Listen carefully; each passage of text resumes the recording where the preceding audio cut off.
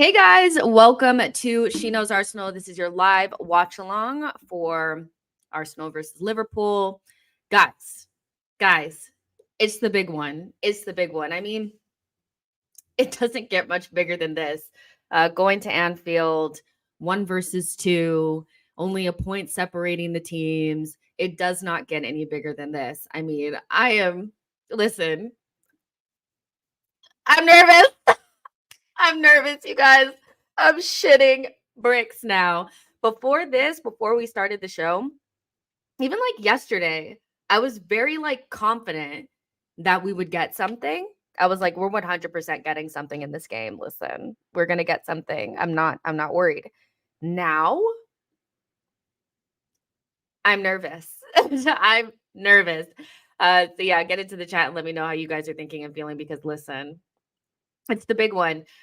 Just a little bit of channel news. The player ratings right after the game. The link is pinned to the chat in this show, but it's also like this link is going to redirect straight to player ratings. So if you guys are going to hang out here the entire time, you don't have to go anywhere after the game. This will redirect straight to player ratings, or you could, put it up on your browser or whatever, already have it up. It's fine. Just want to make it easy for you guys to get to player ratings because either way, we're going to probably have loads to talk about. Let's be serious. Also, we are going to the post-match podcast is going to come out the day after Christmas because that's just the way my schedule is going to be set up. So day after Christmas, you may or may not get something from me tomorrow. I'll be on the Forever Arsenal podcast that comes out tomorrow. So you'll be able to see me on there. But in terms of She Knows Arsenal content, you probably won't see me until after Christmas. After this, you guys will get obviously player ratings and stuff like that. But beyond that, the next bit of content that comes out, it'll be Patreon content and it'll be on the day after Christmas. Team news. Let's talk about the lineup. It's unchanged from the last game that we played against Brighton, which I don't think is that surprising. There was some nonsense rumors going on yesterday about Saliba. I hate everybody that does that shit. I think it's so lame and honestly deactivate because every time somebody decides to pretend like one of our players is injured for shits and giggles. I mean, even Jamie Carragher actually believed that Saliba was going to be injured. It was a fake Ornstein account. There was 2 fake accounts. There was a fake Ornstein account that was saying that Saliba was going to be out for 7 weeks. And Jamie Carragher actually retweeted it. He was so desperate for Saliba to be injured. I'm so annoyed by it. But either way, Saliba is fine. Same lineup. We expect this is the lineup that's our best lineup right now. Without Tommy, without Partey, without these players, this is as good as it's going to get. Let me just check the bench really quick and see what's there.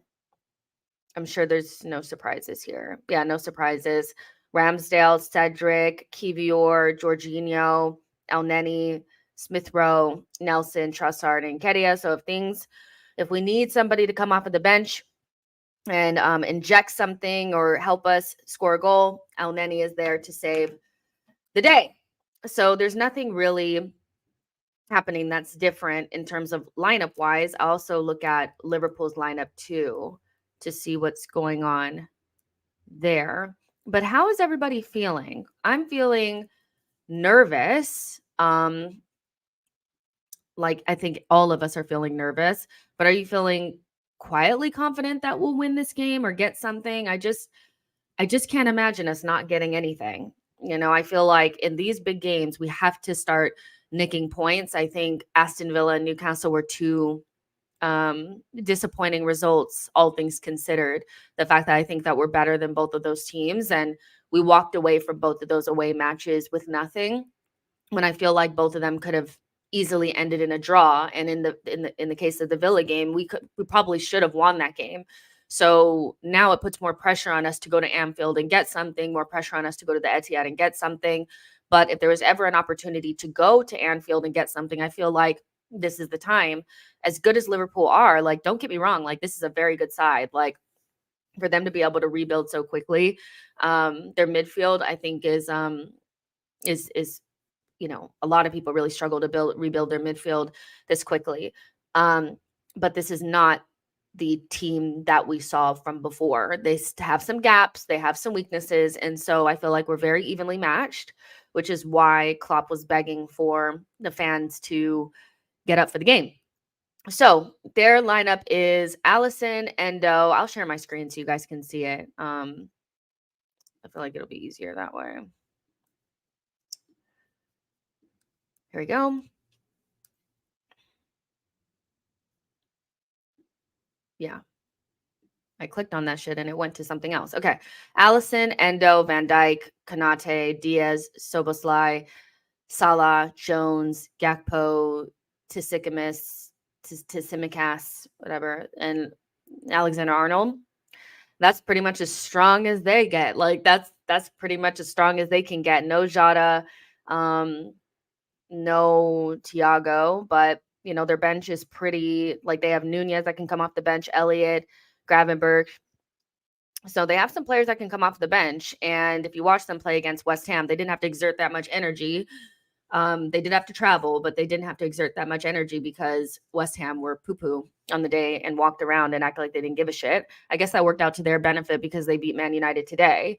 But it's a very strong, that's the best that they could do. That's as strong as they can get without players coming back from major injuries, so shit, now I'm even more nervous. I'm like, probably their biggest weakness, in my opinion, is Endo. I don't think he's of the level that Liverpool would require. I think that's why McAllister was playing in the 6th role, is because I think Klopp just basically said, I'd rather have a better caliber player out of position than Endo there. But other than that, this is really a strong lineup from them. Diaz against White, Salah against Zinchenko. Listen, let me not look at this anymore. Let me not look at this anymore because it's making me nervous. Oh my goodness. Let's see what you guys are saying. John P says hopeful. Clement says bench. Oh, you got the bench up there. Chosen One says, let's go, Jess. Time to make a statement. No more being little brother. Listen, no more Ars pool. I'm done with that shit. I really need us to stand up and be counted today. None of the nonsense. I mean, as much as I respect Liverpool, I am very much in the feeling of like, we need to start feeling like we can go out there and get something from games like this. We should not be going out there and it just being like a simple 3 points for them. It wasn't last season. I mean, they obviously felt good about the way that they performed in the second half, but I felt really good about how we performed in the first half. That was the first time that we've been to Anfield in a very long time and look like a good side. So this is not the olden days. We need to be getting something out of these games, especially because we dropped points before. I was looking for something and I couldn't find it. It's okay. Sir Nicholas says, Monday through Friday, confident. Today, my hair's falling out. Exactly. That's exactly how it feels. Like I was so confident like before this, and now I'm like, oh, man, now I'm nervous.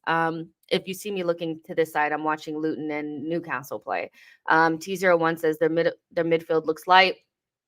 I mean, I think Curtis Jones has been playing well for them in the last couple of games. I think he tends to do that. He plays well and then he doesn't. He plays well, then he doesn't. But maybe they feel like they've gotten the balance with Endo, Szoboszlai, and Jones. So I think we should be able to match them pretty well. I think our midfield is better than theirs. I think that's where we're going to have the edge on them. Now, our defense versus our attack, obviously, we'd want to have the option of using like a Tomiyasu or something like that, but it's going to be a team effort today. Declan Rice is going to have to really screen the back line. Saliba is going to have to help Ben White. Gabriel is going to have to help Zinchenko. It's going to be a team thing. It's always a team thing, but 1v1 defensively, some of our players are not going to be as reliable as others. So, that's definitely our weakness. But other than that, like, I feel like we're pretty strong. Anton Dunn says Rice will get them up for it. Jordan says, we need to stand up for real. We really do. It's like at this stage, like we can't be going there and it be like a sure, like 0. Like it has to be something. We have to get something from these games. The winners, the champions, Premier League champions, blah, blah, blah, they get points in these away fixtures. And so far, we haven't been good at doing it. I think Chelsea was a big miss because Chelsea are not very good. And we went up there and shit the bed and acted like we couldn't pass the ball to each other. And then, like I said, Villa and Newcastle, like those were games that we needed something. And we didn't get it. Ant says, big up to you, Jess. Big up to you as well. Always great to have you on live. I think we can get a result today, but our midfield needs to cook. Just like against Brighton, our midfield needs to be on it. Same performance, if not better. It's going to be better opposition. It's going to be a more difficult game. We're not at home, but our midfield looked really good against Brighton. And so they're going to have to, again, stand up and be counted. If, Liverpool are able to shut down Martinelli and Saka, then it's up to Odegaard and Havertz to really get involved in the attack. It cannot be that type of game where we're looking for our midfield. We're trying to figure out where they are, why they're not stepping up. Team effort. Sir Nicholas says, were those images of Partey training real? Don't know, but Arteta said that he's still rehabilitating, whatever. So I never expected him to be in. If he didn't make it for Brighton, that's why I said, like, if he didn't make it for Brighton, then I don't think he would have made it for Anfield. I think a lot of people were speculating and trying to guess their way into being in the know. And they're doing the same thing with Timber as well, which is going to be totally deflating because people are going to expect him back for Crystal Palace and he won't be there. Anton Dunn says, we need Havertz to pass with intent and carry the ball with some competence. I think he's been doing that. I don't think Havertz has been anywhere near as bad as people are making him out to seem, or people are still holding on to. They're holding on to those first 5 games, but anybody that's been watching, I think with true eyes, not with rose tinted glasses, but true eyes would say that, Havertz has been playing well. And I also think there needs to be an acceptance that if Arteta wanted a passer in there, if he wanted another Xhaka, then he would have bought another Xhaka. He clearly wants Havertz for his aerial presence, the duels, carrying the ball, those types of things. So to expect him to be like picking out dime passes and stuff like that, I feel like is disingenuous to the player that he is. What we need from Havertz is a good Havertz game, winning the duels, carrying the ball, getting into the box, getting his headers, scoring goals. That's a good Havertz game. For me, it's not, through passes and, things like that. Passes in between the lines. Again, if he wanted a Xhaka, he would have bought one. Chosen One says, I honestly like Liverpool. If it can't be Arsenal, I take Liverpool winning the Prem over City any day. I just want us to show we're on their level now. I think we showed it last season, but I get that they weren't in a good period, but I think we're definitely like player for player, we're on par with them. So yeah, but I don't want anybody but us winning it. I guess if you had to choose somebody, you'd probably choose Liverpool, but yeah. It is what it is. T01 says set pieces could be key. Yoverhive Rise in both boxes. I think we need to take advantage of our set pieces, and we have been doing so. But when you look at games like Luton away, that's where I become a little bit more worried on the other end. Raya really for me is the player that it's like, this is the game where you need to have a good game against a big team. And no, I don't want him to be super involved. Like, I'd prefer us not to talk about Raya at the end of the game because he wasn't involved. But the likelihood of him not being involved at all is it's very unlikely considering who we're playing and where we're playing at, so he needs to come out and claim those crosses. He can't just, they have probably been practicing that, how to put it in a position where Raya has to come out and then somebody like Van Dijk or Konate or somebody like that getting on the end of it and making it difficult for Raya. I think we have to try not to give away cheap corners. I think sometimes we do that too, where we give away cheap corners and we concede right after. So listen, like, just do the job, like focus on the corners. I think against Luton, very disappointing on corners. And I would say against Sevilla away too, the goal that they got, was based on like us just not marking in the box properly. So we're really good on corners, attacking wise, set pieces, whatever. But on the other end, we really just need to go back to basics. Samuel says Big Gabby must cover for Zinni. Yeah, it's a team thing. I don't even think it's just Zinchenko. There was a clip that went around during the Brighton game or after the Brighton game where Saliba actually went out wide to go 1v1 against Matoma and Ben White went central. I do think that like even Ben White might need a little bit of help today. And so that's why it's going to be a massive team effort back there. And we have to remember that, like, we have players playing with knocks and things like that. So as much as people want to be like, oh my God, Ben White, blah, blah, blah, blah, blah, like, he's in there and that's what we have. And if Tomiyasu was fit, he wouldn't be playing. You know, one of them wouldn't be playing, him or Zinchenko. So team game, everybody's responsible. We're hoping that Ben White is good and is maybe more physically capable in this game, but Saliba's going to have to help him, period. Gabriel is going to have to help Zinchenko, period. You know what I mean? Hugo says we need to be clinical on counterattack as well. They are weak in transition, in my opinion. Chosen One says Saka showing why he's the heir to the best right wing in the world. Throne, we will be there. That's a really interesting one because I do think Andy Robertson has gotten the best of Saka for the majority of times that we played against them. I think Saka's been clamped a couple of times. As much as I love Saka, right? I think he struggles against certain fullbacks. Andy Robertson is one of them. Ake is another one. The better ones, like the ones that are really good 1v1 defenders, really aggressive, he struggles against them. To Simicast, whatever. He's not as good as Andy Robertson 1v1. So I don't expect, Saka to be clamped. Will Luis Diaz help? I don't know. Liverpool don't tend to do the doubling up the way that we do.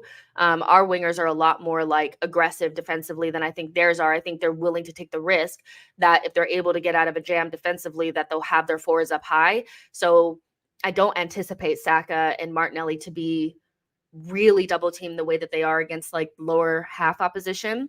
So let's see how that works out. But I don't expect Saka to be clamped. I don't expect Saka to not have a good game. I expect him to cook. No Andy Robertson. You need to be getting some joy. And then we know Martinelli, what his deal is going to be on the other side. Trent is not going to defend well, so do what you got to do. And then I guess it's just a matter of both teams are going to try to get their extra man in midfield to do the business. They're going to have Trent. We're going to have Zinchenko. How does that affect the game? It's a lot. Hugo says, need a Rice masterclass defensively. Yeah, I mean, this is why we got him. We got him for every single game, but where he really shines is the big matches. He's really stood up and been counted in the big games against Man United, against Man City, against Chelsea. He's been the player that whether we won or lost or drew or whatever, he has a big match. Like, I think even away at Newcastle, he was one of our better players. So I should have ate before I came here because I'm dying now. But yeah, I think Rice is obviously one of the most important players that we have, and he could be the difference maker in our midfield. And he's also going to provide a good platform for Odegaard, who I think has struggled in big games sometimes when we have not our best DM available to us. You need to have somebody able to win the ball in that midfield and pop it to Odegaard quickly. And Liverpool tend to be more open in midfield. So let's see how that helps us, There's 170 of you guys in here right now. Make sure you guys are liking the video and subscribing to the channel.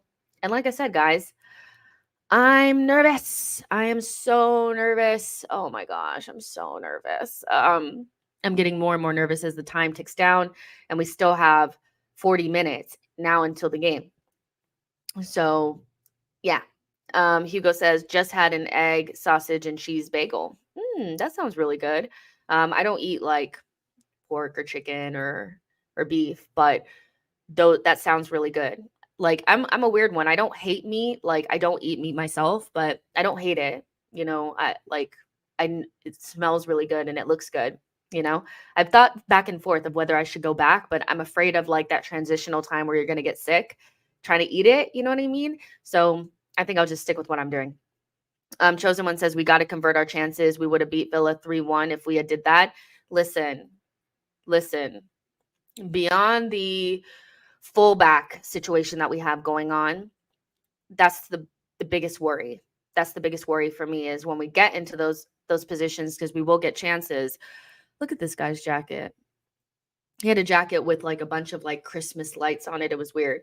But yeah, I think when we get into those positions, are we going to put our chances away? I think what we've lacked from our attackers is that clinical finishing. And that also includes Odegaard. I think, Odegaard against Villa, Martinelli at times, Jesus on and off. When you get those chances, you just have to put them away. And so I'm really hoping that that we have our clinical finishing boots on today. I really do. Rep 187 says being a football fan is not for our health for sure. Mara says, just you like the Osimhen links? Yeah, like anytime you're being linked to one of the best players, what's going on? Anytime you're being linked to one of the best strikers on the planet, you're gonna like it. I do think that we're gonna have to fight Chelsea for him, and if he just loves Chelsea, then he'll, maybe he'll go there. But I think Arsenal need to throw their hat in the ring for Osimhen. I think he's the best option on the market in the summer. And so we should be in and around that. And then if we can't get him, go down the list, go down the list. Anton Dunn says this is the game that if we miss our chances, they'll win 1 or 2-0. Jabanga says Arsenal need to take the game away from the refs and VAR by scoring goals. That's a really, really good point. I think when you're talking about the refs at the end of the game, most of the time is probably because you didn't do enough.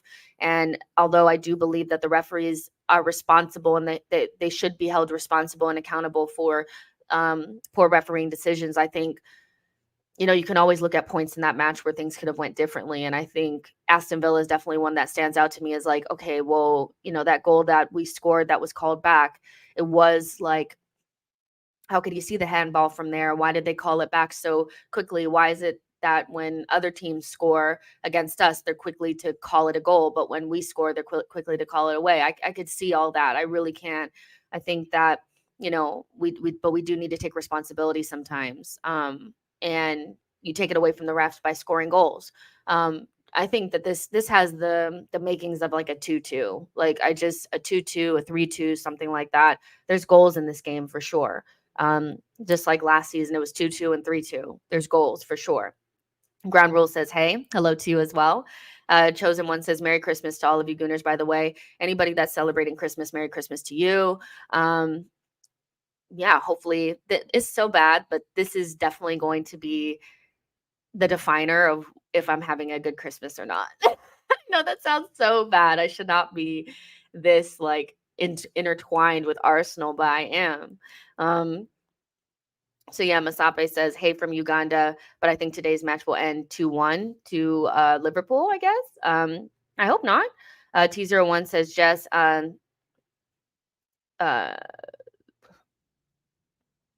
Team News and Ticks says, confirm the Osimhen release clause is looking good.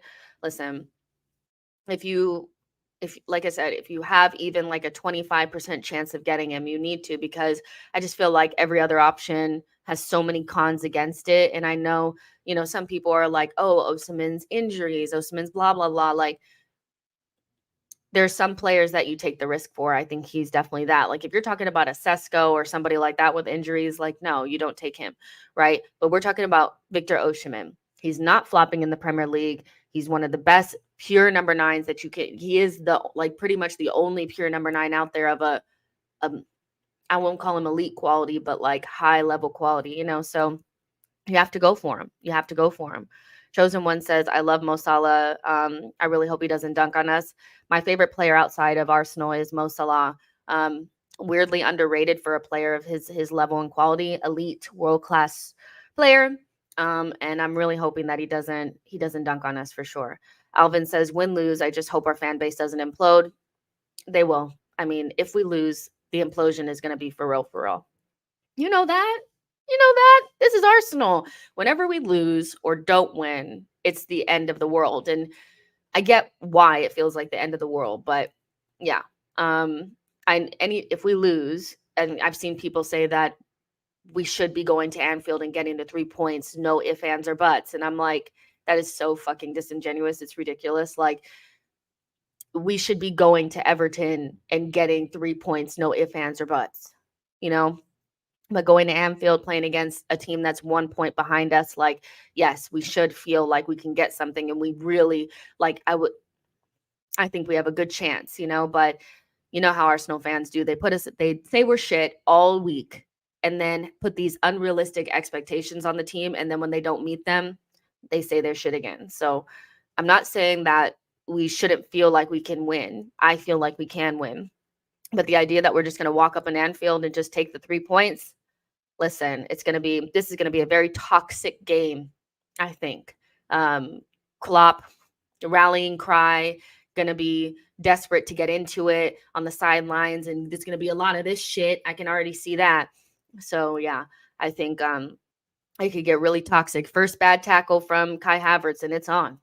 T01 says, you think Arteta will play Jesus as a second striker role if we get Osimhen? I don't know. It opens up more possibilities.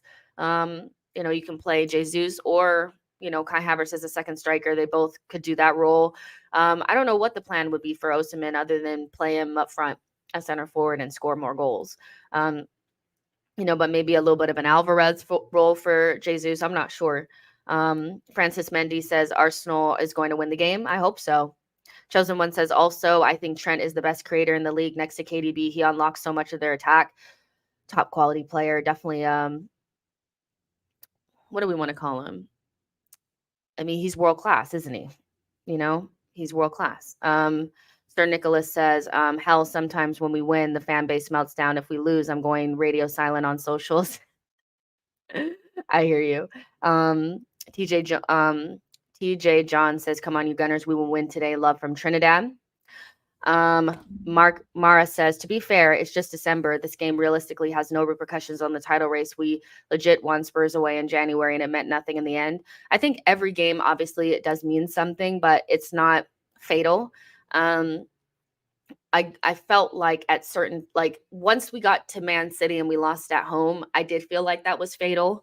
I just feel like you kind of need to beat the teams that you're going up against for the title at home. And then it takes some pressure off of going to their place away, and having to get something, because in my mind, I was like, okay, so now we have to go to the Etihad and we need to win, and then we dropped all these points before that, so yeah, in December, if you're sitting second or third and you're 1 or 2 points off the top, it's not the end of the world. Like, it really isn't.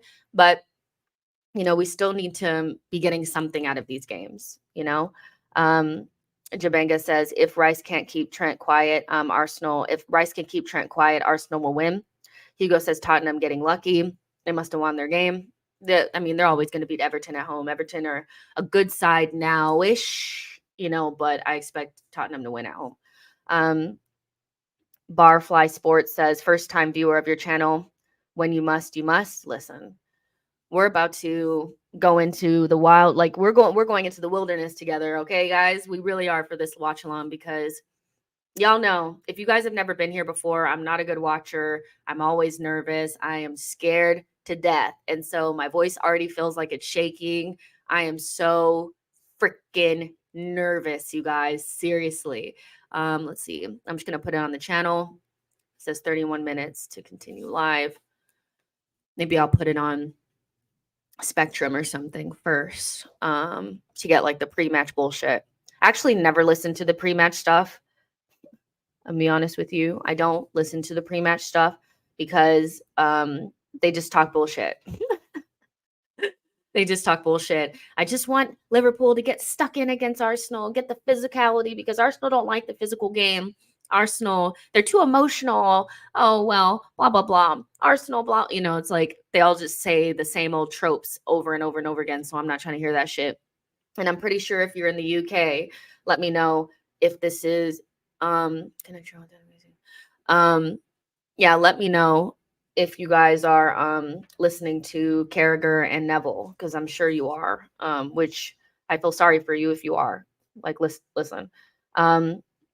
A Solanke hat trick. Let's go. That's good for him. Listen, I still don't want him at Arsenal. I still don't think he's good enough, but good for him. I'm weirdly happy for him. I don't care really, but I'm weirdly happy for him, Ground Ruler says, can you really mention how underrated Salah is and why? First time viewer from Bangladesh. I think he's disrespected. I think that because he's not flashy and he's efficient, people undermine his qualities and how good he's been for a long period of time. He's one of the most consistent attackers in the Premier League and has been for the last 5, 6, 7 seasons. He's just that good. And I just feel like some of the conversations around him are disingenuous. The Hazard Salah comparison for me doesn't really make sense, because Hazard only had one really elite season and Salah has had 5. And so I think because one player is aesthetically pleasing and moves people, Salah doesn't get the same respect. as a creator scorer consistent for like 5 seasons. Do you know what I mean? So he is underrated in my opinion. I don't think people speak about him in a way that's genuine to what he's accomplished. Like he's won everything, he's done everything, golden boot winner, all that shit, and he's a top quality player. So I think people speak about Salah in a way that feels very similar to the way that people talk about Saka. And that's why I always say that I want Saka to not be like Salah, like not emulate him. Like I want you to be exactly like Salah, but have a career kind of like Salah, because you cannot take those goals away.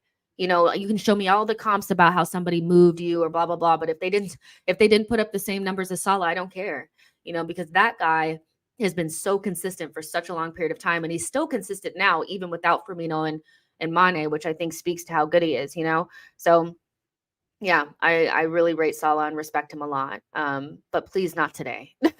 Please not today. Please not today. Oh, they're showing our lineup now. I got so nervous. So nervous. Brett Brown says, "You're looking nervous, girl. We can lose once we give them a game. You're looking nervous, girl. We can lose once we give them a game. And if we do, we win." Listen, I am nervous. You guys, I'll tell you, I'll be so honest. Like, I'd be nervous before every single game. I think the only game where I was like 100% sure we were going to win it and I wasn't nervous like at all was probably Brighton. I was really confident that we were going to beat Brighton. For some reason, I was just like, they're not coming to the Emirates and getting anything this time. No way. Like, but every other game this season, I've definitely been like, I don't know. I'm not sure. So yeah. Sir Nicholas says, "There's people saying Salah is washed. He's so disrespected. So disrespected. If he was British, he'd be called one of the greatest." I agree. Chosen One says, "Just honest opinion, Foden or Saka?" Saka for me again. I just feel Foden, as good as he is, as talented as he is, like he's a very talented player. But I do feel like he flatters to deceive sometimes in the moments that matter. And I just rate a player that's not playing in the same conditions, that's able to really influence and lead his team, versus somebody that's kind of just a part of something that's already going. And whether he's there or not, they're going to win things. Like there's a reason why Saka is ahead of him in the pecking order for England. Foden is a good complement to a group of players that's already doing the business. But if you have to rely upon him to take you somewhere, it's not happening. So for me, it's Saka, despite me feeling like Foden is a fantastic talent. But Saka is it's all about his mentality for me. I think it's different. Yeah, I am nervous. I'm like shaking. Like it's so bad. I'm sorry. Like this is gonna be so bad. Why do the way that you guys talked me into doing these? I was like, yeah, that sounds like a good idea. Now I'm low key regretting it just a little bit. Mr. Nobody says, "Hey, first time catching you on one of your streams, and what a game to catch. Come on, you Gunners. What a game." What a game.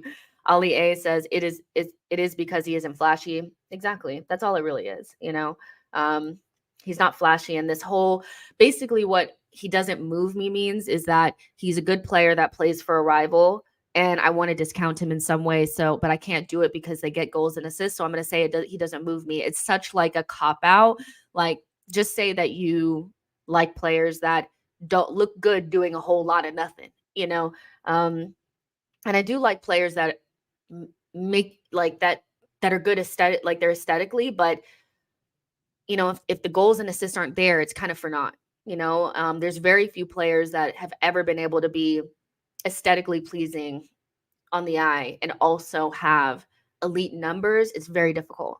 So I'd prefer efficiency and all of that, especially in attacking positions, than just fluff. Like, who cares? Like, you're not getting goals and assists.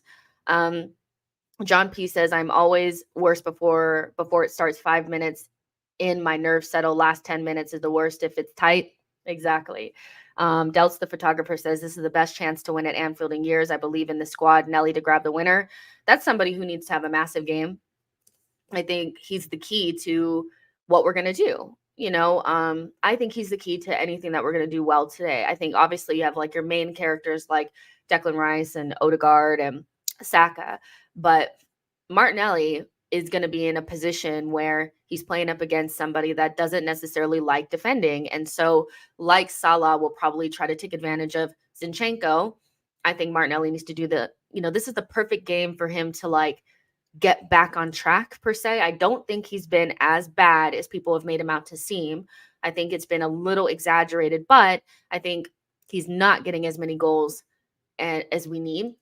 Assist wise, some of that is his teammates. He's underperforming his expected assists, and a lot of that is because his teammates aren't putting the chances away.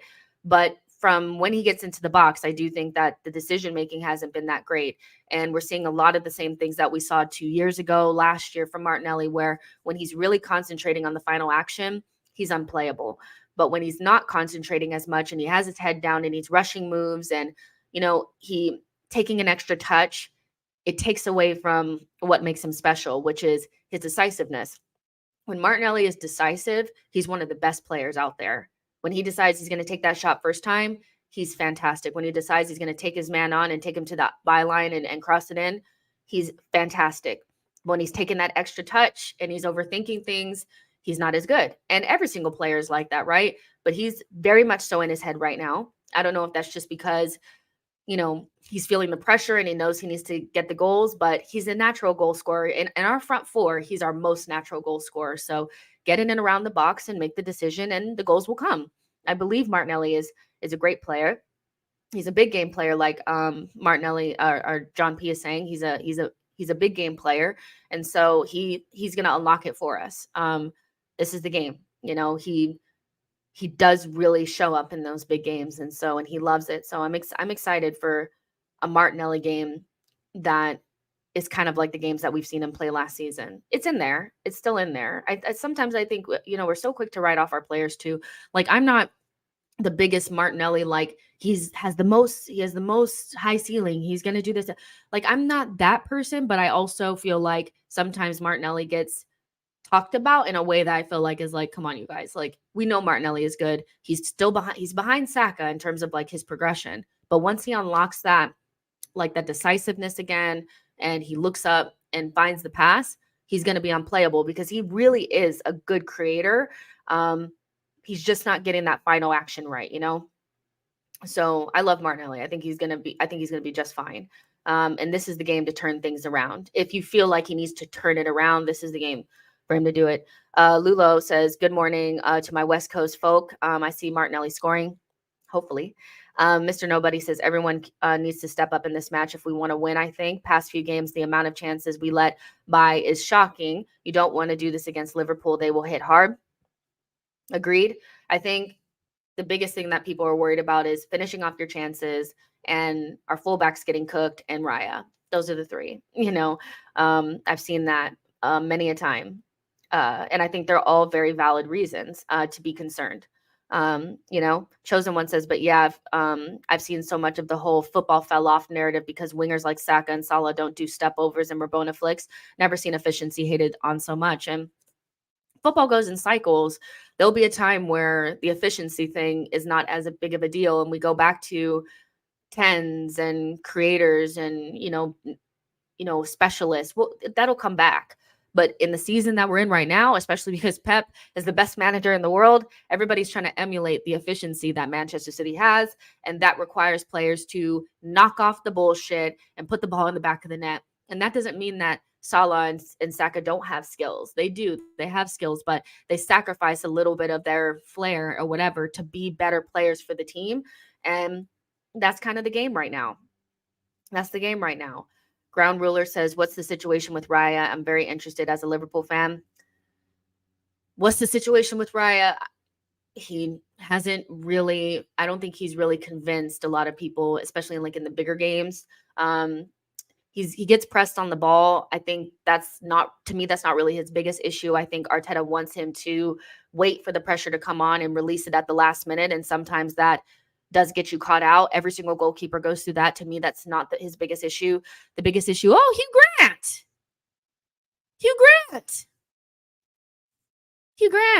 Sorry. He's like the main character in all my favorite movies. So there you go. But Raya, I think the biggest concern for me is collecting the ball. Against Newcastle, he could have done better. And definitely against Luton, he should have done better. And maybe even there was some feelings of him needing to do better, even against who was it? Sevilla away, where he came out and kind of like half doing it, half not doing it. The execution, the idea was good, but the execution was poor, and he's short. And so if you're short, you need to be like incredibly springy. You need to time everything perfectly. And his timing and execution has not been good enough, especially in the big games, So that's kind of the deal with Raya right now. I don't think he's been as bad as people have made him out to seem, but I can admit that I think that he's been inconsistent and his execution sometimes is just not up to snuff, So this is not the game to come flailing out and miss that shit. Like, it's not. And trust and believe Klopp and Liverpool have been practicing putting that shit right in that in between the goal line and the penalty spot, so that he has to come out, and then if he misses it, somebody's going to get on it. I know that that's there. They might also be practicing pressing him. So there's a lot there, but it's up to Raya he's not going to get the backing of the fans unconditionally like other players do. Some players have come in. Wow, that's a really good goal. Some players have, Nottingham Forest, yeah, they went down to 10 men. Sorry. But some players have come in and have had unconditional love from minute one, even no matter how they came in, even Havertz, I think to a certain extent from a lot of fans has gotten the unconditional love part for the most part. But Raya is just not going to get that. I think a lot of people are very attached to Ramsdale for certain reasons, not necessarily reasons because of playing ability, but other reasons. They like him and he's English, and so he's come in, taken his spot. And so it's up to Raya to turn the tide around. Nothing is going to change until he puts in a performance against these big sides that have like no errors in it, and so he's just going to have to suck it up. He's just going to have to suck it up. Is that Matt Turner in that goal?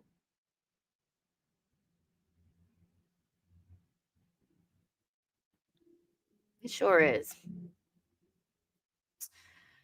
At least Sambi played good today.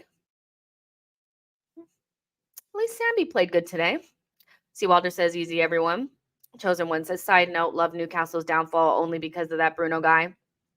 Listen, they cooked me for saying that he's regressed as a footballer, but this is coming from somebody that's rates him very highly. I'm not somebody that has always, like, I have an agenda against him, and I never had an agenda against him because he didn't come to Arsenal either.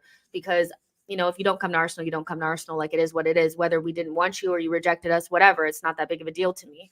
And I also felt like Arsenal should have maybe tried harder to get him because I thought that he would have been perfect for us. But when you watch somebody often and you really rate them, when you see the way that he is right now, you can tell that there's been a little bit of a regression. That doesn't mean that he'll always stay that way, but I don't think he's as good as he was last season. That's my feeling on it. Gut feeling is that he hasn't been as good. Now, maybe he's carrying an injury. Maybe it's because the other players are, not there. And so he's struggling a little bit, but I think just in his own actions, he hasn't been that good.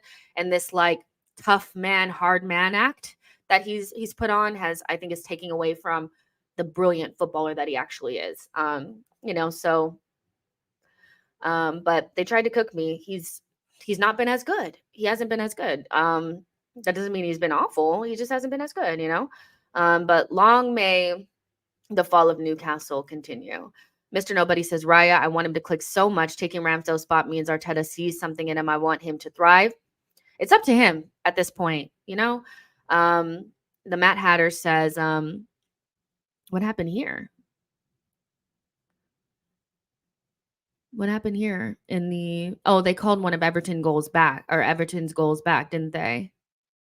I'm just seeing what happened in the Tottenham game because I wasn't paying attention to it. Oh, so this game was actually a lot closer than it seemed, right? That was a good save from that Vicario guy. Preying on his downfall as well. I'm just looking at this because I didn't see what was going on in this Tottenham game. Apparently, Everton had loads of chances and bottled it. You fucking loser. Oh my God, I'm sorry, but he missed that shot. What is he doing?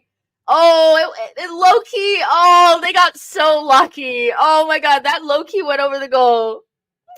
It almost went over the goal line by the By the hair of your chinny chin chin. By the hair of your chinny chin chin. Listen. Well, I was like, oh, I thought it was smooth sailing. It wasn't. It wasn't. It was not smooth sailing. It was not. They got away with one. They really did. Okay, yeah, because I thought it was smooth sailing and maybe like Everton nicked like almost like a consolation. That was way closer than I thought. Damn. Danjuma, you loser. Oh, and so before we get started on all this, we have like 15 minutes and I'm getting super nervous, but I just need to say this before our game starts. Manchester United, that was so funny. I'm glad I woke up for that. Obviously, that game was at 3:30, or not 3:30, 4:30 a.m. And I was like, do I want to watch this? I feel this is my shit. And I'm so glad I watched it because as bad as West Ham were, they were still able to score 2 goals and get a clean sheet against Manchester United.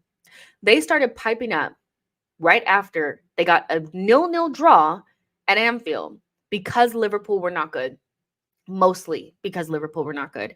They started piping up again. They started doing their comparisons. They started talking just to lose to West Ham. It was so funny. I mean, I'm sorry it had to be Manu, but it had to be somebody. It had to be somebody. It had to, So listen, that was hilarious. I'm not going to lie. Nashville says, you woke up at 4:30 a.m. to hate watch Man United. You're a freak. Listen, when I hate watch, I do a good job. A lot of the times that our rivals have dropped points is because of my hate watching.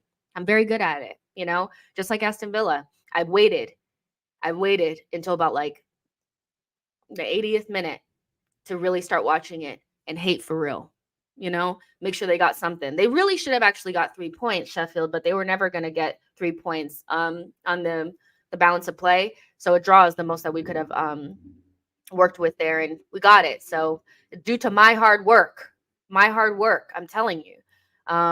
But today was kind of funny because United were looking so stank. And listen, I mean, Ten Hag is going to get sacked. We know that, right? It's not if, it's when. He's in the washing machine, the Man United washing machine, where they pretend it's the manager, but really it's all the other shit going on. Hoyland. What's his name? Anthony.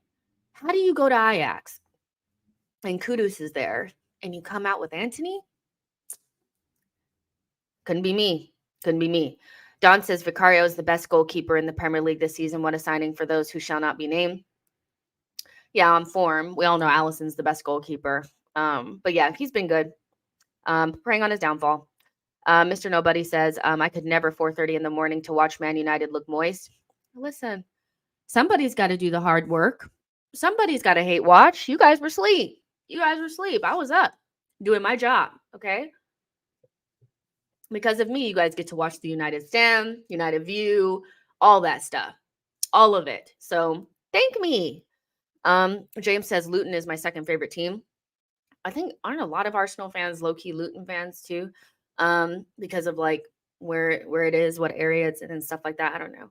But Luton, they're a likable side. They're likable. They're very likable. Even when we were playing against them, I was like, listen, if we don't get the 3 points, it's mostly because of us, but they played their hearts out and they've actually done their job too. They've taken points off of some of our rivals. So, well done, Luton. I like Luton. There's nothing not to like about Luton, in my opinion. Lawrence says, I stopped dismissing Raya just to give him time, same as Havertz. Manu was fun. It sure was. The Mad Hatter says, yes, that was Bruno. Saturdays Equals You says, Garnacho, Hoyland, and Anthony, oof. Like, you'd think like a young, exciting attack, but it's just giving proactive, isn't it? All that acne up there. It's bad. Round Rule says, where are you from? Plus, do you know anything about Bangladesh? Just curious. I don't know anything about Bangladesh. Actually, the other day, I got cooked because I forgot that Turkey was in Europe. So this is who you're dealing with right now. I don't know much about a lot of things. Like I know about football and that's why I'm in this, but I could use a geography class probably. That's all I'm saying. But I'm glad you're here. I'm from America. So a typical American maybe. So there you go. Guys, again.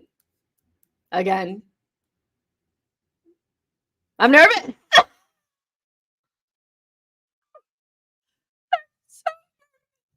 Our upcoming fixtures are on there. We have favorable fixtures for like after this the favorable fixtures. This was our difficult time. I thought we've done okay. I think the Villa one is the one that stands out to me. That was like a real missed opportunity. I think we've done okay in this difficult period. After this, our games get more favorable. So, there you go. Masib says Turkish is half and half, I think. Listen, as soon as it came out of my mouth, I was like, you're so dumb. Shut up. Like right now, be quiet because I have blonde moments. It is what it is. I am. Maybe just a typical American, you know?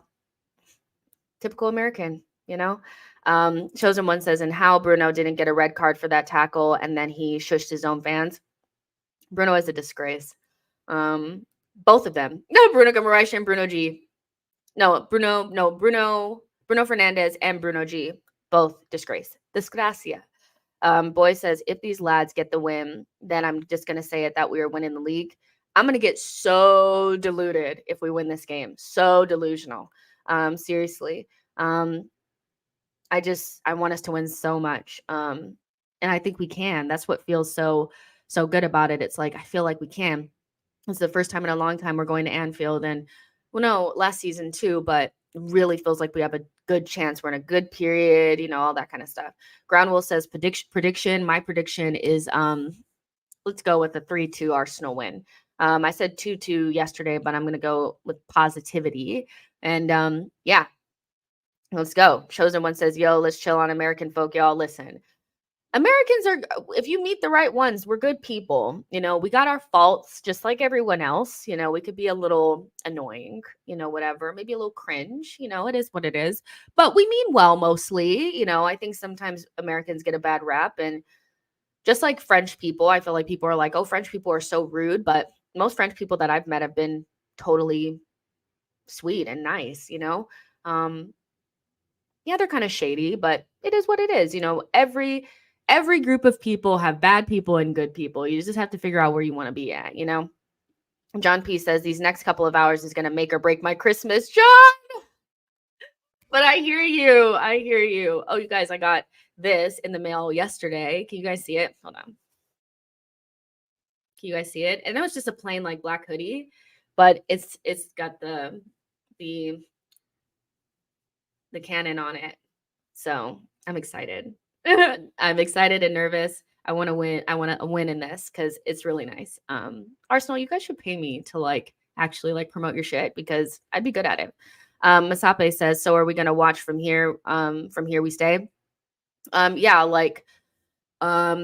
Watch Along is here, and then player ratings immediately following. You guys the link is pinned in the comments. So if you guys need to go and come back or whatever, but if you guys just leave this up on your browser, this is going to redirect you straight to player ratings. So this link is going to be good for that.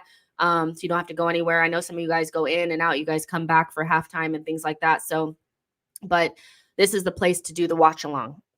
I am so nervous. Samuel says Luton have come a long way. We should appreciate them for the sake of football. Chosen One says just a few bad apples who make us Americans look bad. Listen. Nashville says Parisians are rude, not so much French people. Exactly. I don't like to lump everybody in the same thing because I don't like when people lump Americans all into the same thing.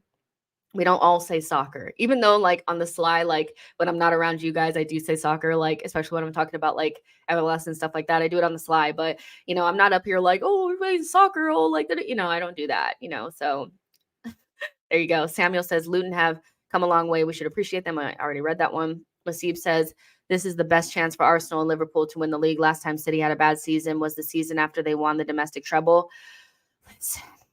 This is such a good opportunity for both teams. Both teams are more than capable of winning the league, and so this is 6-pointer. It's a very important game.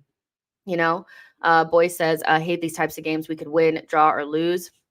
Listen, we can, but it's nice to feel like we can win. I used to really dread going into these games against Man City and Liverpool, knowing it was a certain loss.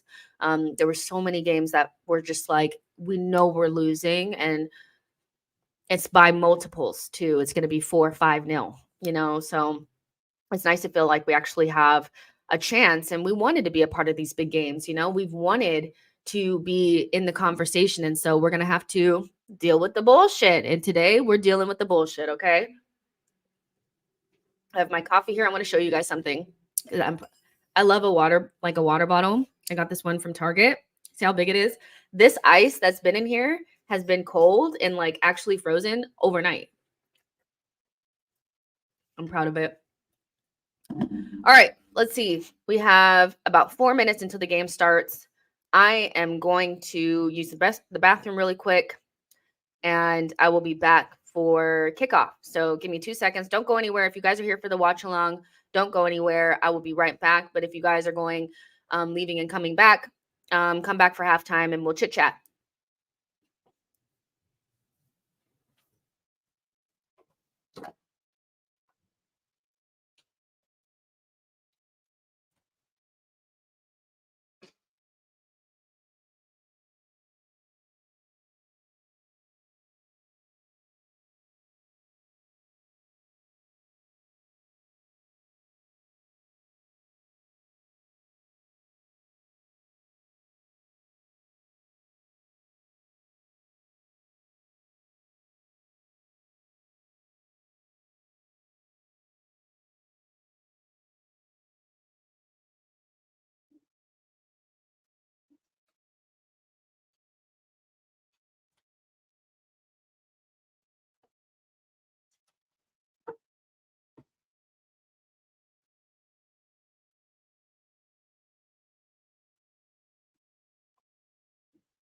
All right, I'm back. All right.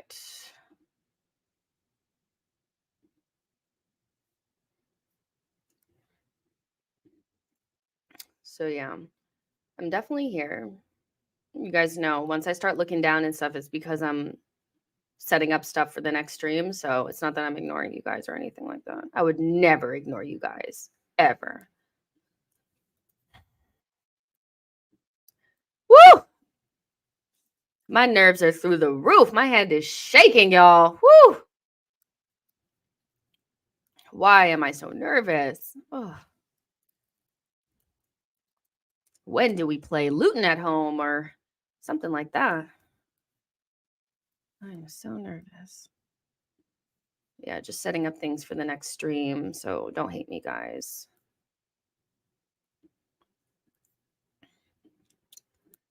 I got a little commercial right before it starts. So what are your guys' score predictions really quick before we get started? Give me some score predictions.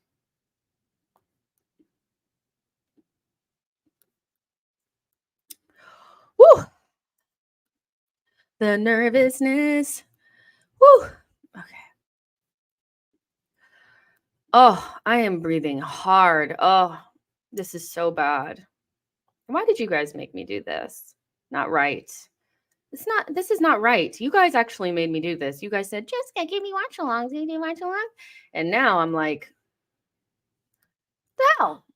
The McChronicle says, same girl. Samuel says, moment of truth. Here we go. I'm so nervous. Jordan Hill says, let's go, Jess. We're getting the dub. Jordan Hill says 3-2. Here to there says 2-2. Kanayerazi says 4-3. Jason says, you are sweet, Jess. What a game this is going to be. 1-2 to Arsenal. Thank you so much. Rowan says, hello, Jess from South Africa. Hoping you're having a good day. Arsenal, come on. Let's go. So everybody says, people say 4-4. Okay. So game of the season vibes. Whew. Oh, these massive games really big for top of the table. Arsenal go top if they win, and it's the same case for Liverpool. They both look like looking for wins to strengthen them in the Prem title race. Exactly. Sir Nicholas says, I get so nervous during games. I can't even watch along. So I don't know how you're all doing this. I don't know how I'm doing this. It's because I love y'all. That's all it is. I love you guys. You guys ask me for things and I'm like, okay, I'll do it. Because I really could be, I know I could be behind a couch right now watching because I am so scared. Jordan says you owe 2 watch alongs. I do owe y'all some watch alongs. I do. I'll make up for them. Like we'll do like Aston Villa and Newcastle. We don't usually do them for those. We'll do those. And that'll make up for not doing I missed 2. I think I did. So yeah. Let's see. John P says Anfield is loud. Okay, is this really a commercial or are you guys not coming back? Because that was a long ass commercial. The game then started. Okay. And sometimes I just turn away from the comments for a little bit because sometimes I don't know if Seawalder is in here or not, but you guys be giving it away. So I don't want to know before it happens for real, unless it's something good.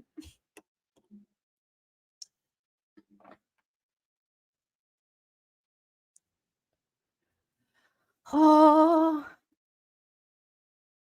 come on, you guys.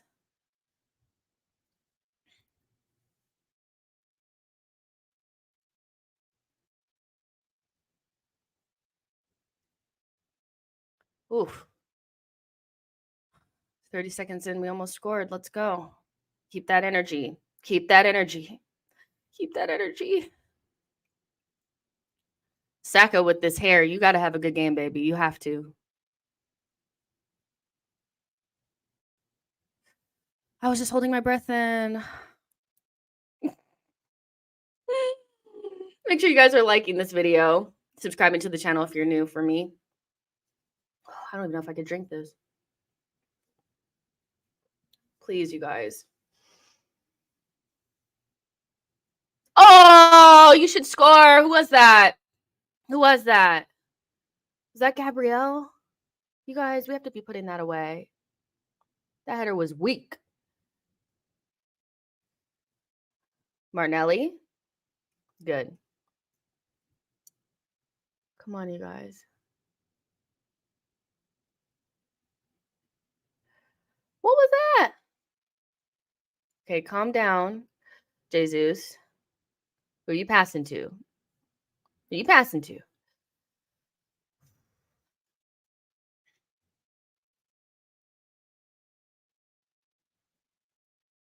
So glad at least I'm doing the watch along so I don't have to listen to Lee Dixon talk because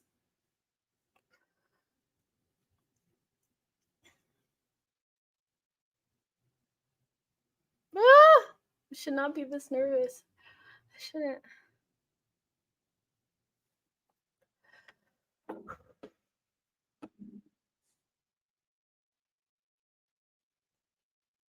Come on, you guys.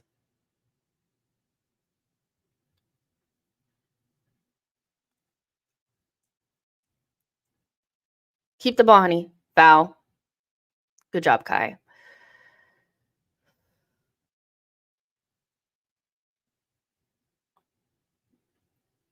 Get up. You fouled yourself. You hurt yourself. Get up. You fouled us. So you need to get up. Soboslai, clown. Oh, you landed on your wrist? You're okay. You're fine. You're fine. Yeah, I'm going to slander him today. I'm just doing my job.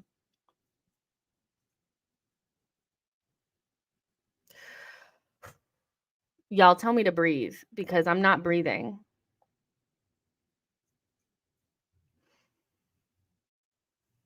And I'm so glad I have the volume down so I don't have to hear Anfield all loud. Yeah! Yes! Yes! Yes! Yes! Yes! Yes! Yes! Yes! That's right! It's not offside. It's never offside. It's never offside. They're not calling that back. Be serious. Be serious. Oh my God. We just scored. Gabriel's on. Look at Endo's leg. Did you guys see Endo's leg? It was out. It's onside, you clowns. It's way onside. It's way onside. Look at his elbow is off over. It's onside. It's onside.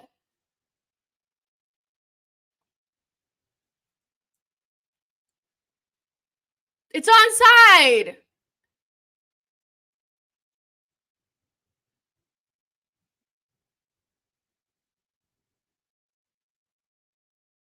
Even is on. Even is on. Even is on. It's onside.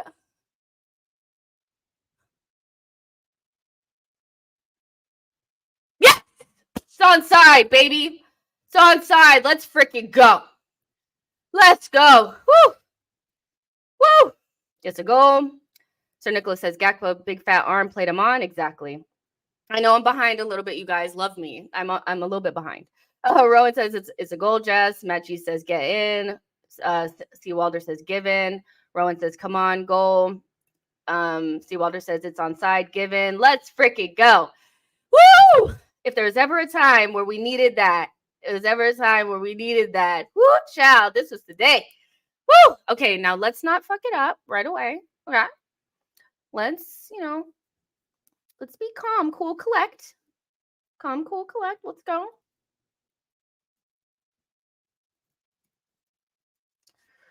Y'all, that's crazy. Scoring in the first couple minutes. That was so, and because we should have scored before then. And no, there's no way to say that we got lucky on that because they even still tried to take it away. They still tried to take that away. They were desperate to make that shit offside. And it was not. Good energy. Let's go.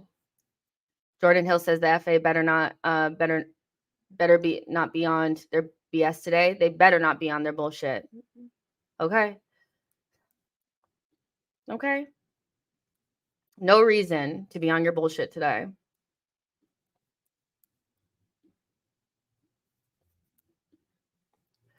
All right, now go back to being nervous.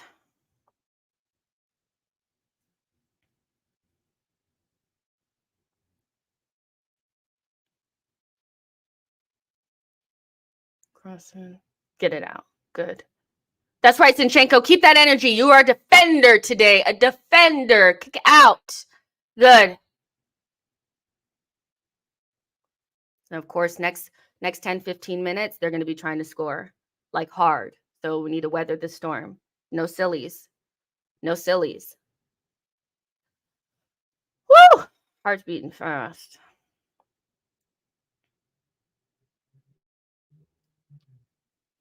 Ref, it's a foul. Simicast, you dirty bastard. You know damn well you hit Saka in the face. And on purpose, too.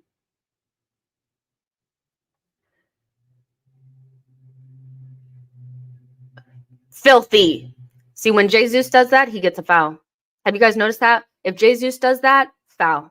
But because Simicast has a bun or whatever, he gets away with it. That's a foul. Like, and that's on period. Okay. Rep 187 says they love to take a lot of time. Jordan Hill says FA better not. Oh yeah, you guys already said that. Sorry. Jason Johnson says, Jess, you're beautiful. Love your energy. Thank you. Oh shit. Get it. Good.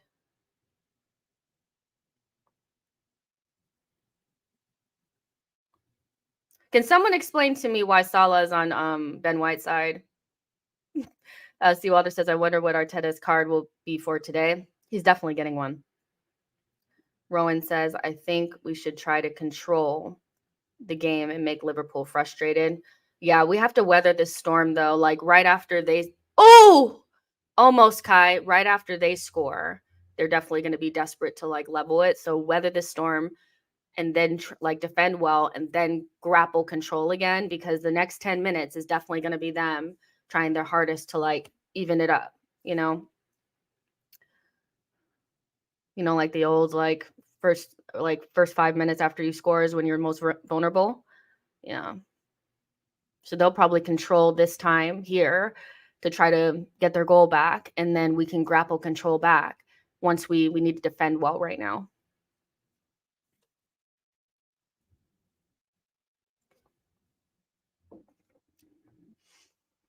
Come on, you guys.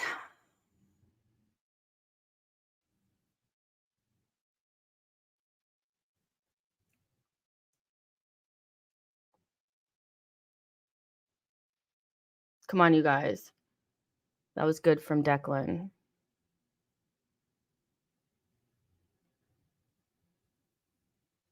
You guys probably can't see it, but my hand is like shaking.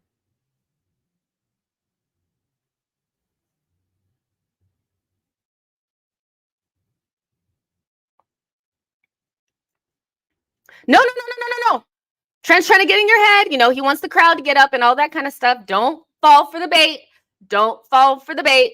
We know, we've played you enough times to know that that is your game. Get into the head, get your crowd all up or whatever. Don't fall into it. I'm scared. Okay, good. Sometimes it's okay to hoof it long. Fuck it. Don't foul. Uh-oh. Uh-oh. They're in our box. Good defending.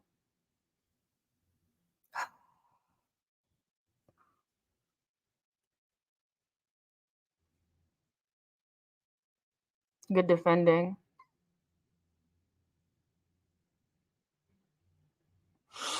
My nerves are through the roof.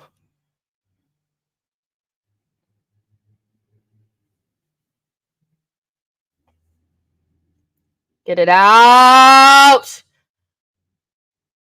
Get it out, you guys. Good. Oh my God, they're going to kill me. It's out.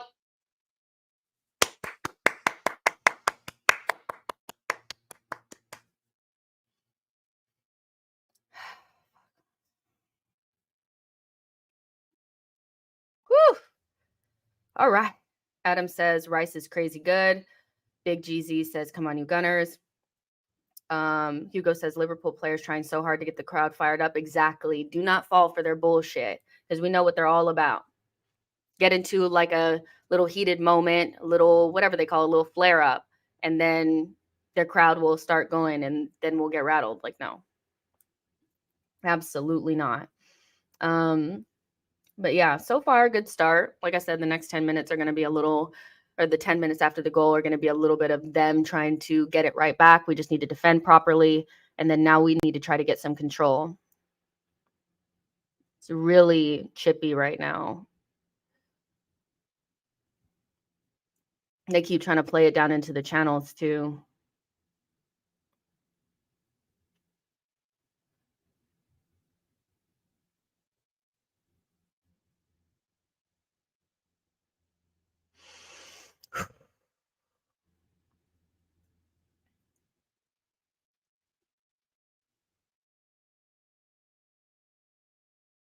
Come on. Oh, Jesus, man. That was a really good opportunity. I felt like low key, I feel like Jesus on that should have chopped it. Do you know what I mean? Like Martinelli gets it. He passes it into Jesus. I think maybe Van Dijk's too good, but I think he could have chopped him there. But I'm sitting here on my damn chair talking about he should have chopped him there. Oh, do we just give up a needless corner? You guys, don't give up needless corners. Let's go. We didn't. It stayed in. Side netting. Whew. That was terrible defending from the very beginning. We almost gave up a needless corner, then we didn't go out to it. They were in our box. They took a bad corner. Instead of heading it out properly, we fucked it. See, Endo puts in a shitty ball, and then we allow, who is that? Gakpo to get the first ball, and then Salah hits it. See, we need to be careful. That was not good defending. That wasn't good defending. And you're right. Like, that was Zinchenko. He totally didn't know where Salah was. He didn't need to be right there, you know? So we definitely need to, like, sharpen up. Adam says, loving how the boys don't care about the noise. Listen, we've been here before. We've been here before. No reason to be worried or scared. Liverpool are a good side, but we can match them. Yeah, but I didn't like that defending from that last one. That was not cute.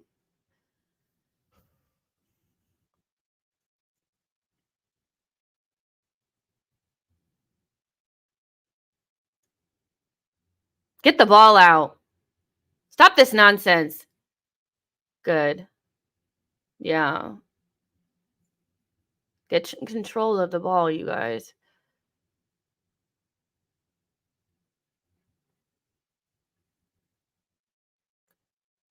Ref!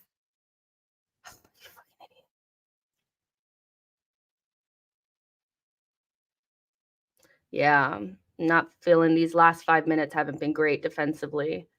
We're having problem getting out. It's okay.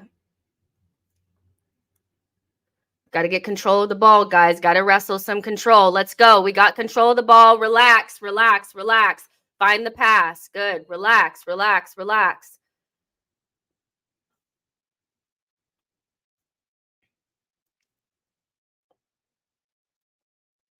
Good job, Ben. That's not a foul. Keep going. Keep going. It's not a foul. That's a foul.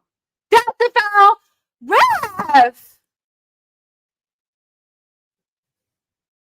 Morons. Moron. You try to take it fast. Now go, go, go. Punish them.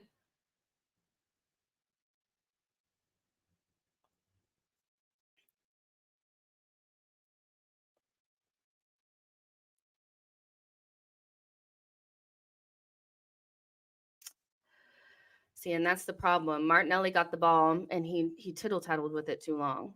You know, he wasn't instinctive with whatever he was going to do. He either needed to cross it in or pass it pass it back. But he took too long and gave it away a good opportunity. Like, come on.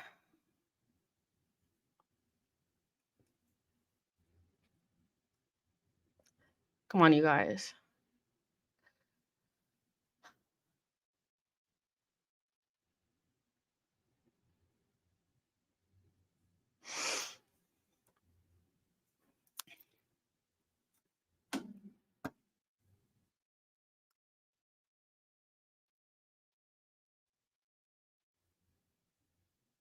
Raya.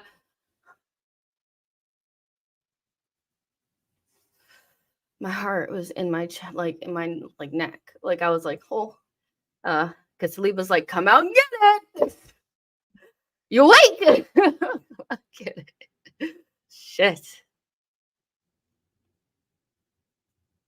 Good job, Kai. I love that. Now make the decision, Martinelli. Quick, quick, quick. Good. He just needs to be more instinctive. Do what you know you can do, you know?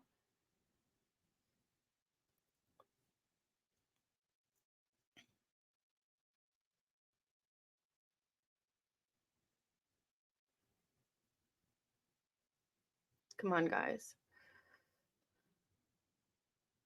Shit. Win it. Good job, Jesus. Now relax. Good. Oh, shit.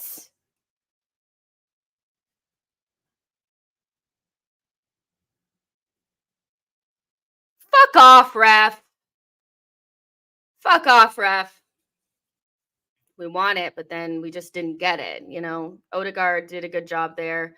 And then Rice was running back, and then he got it, and then he turned around in a circle. But it's okay. It's fine.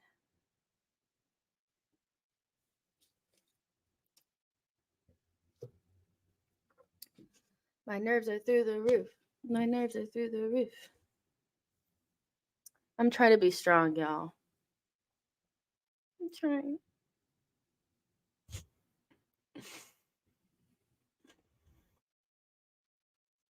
Come on, you guys.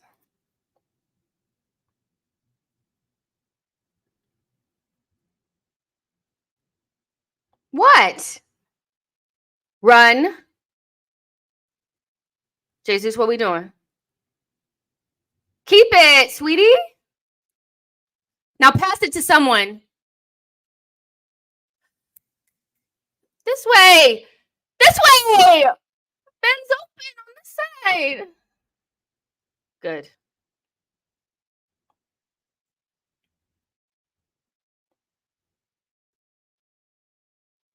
Oh, that was almost a really good ball by Saka. Unlucky. Pass it quick. Oh, Saka, that was good.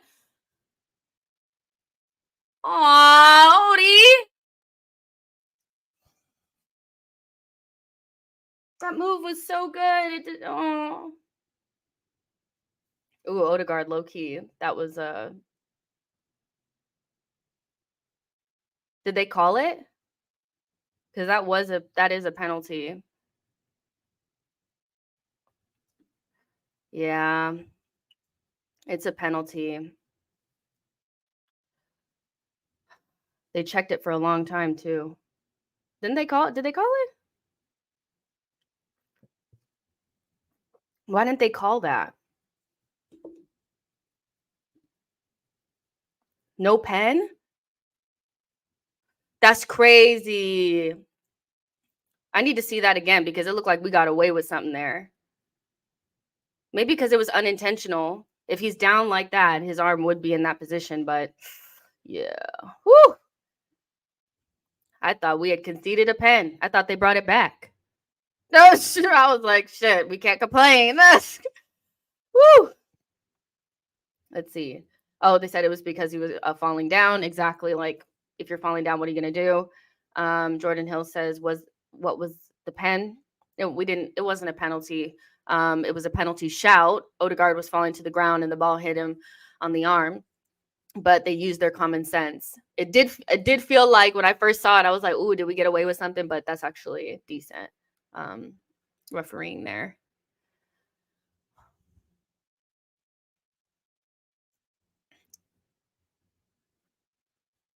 Oh, come on. That has to be better.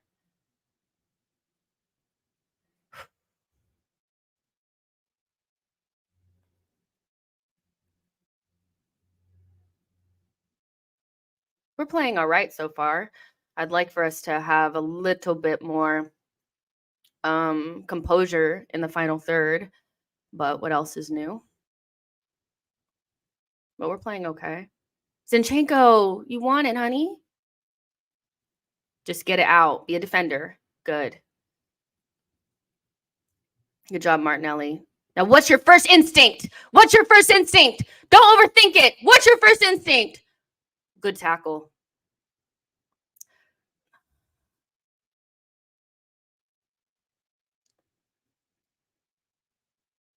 Good. Keep moving with the ball. Don't stand because they're coming at you fast.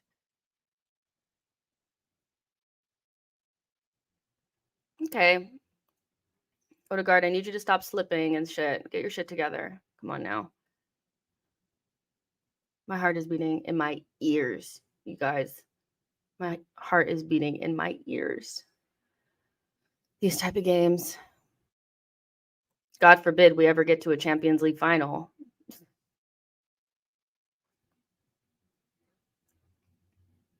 Good, Saka. How we feeling, guys? How we feeling so far? How we feeling? Feeling good? Let me know in the comments what you guys are thinking and feeling. Because right now, I would love to just take a sleeping pill, sleep through the game, and check the score. Because I'm so nervous. Oh my God.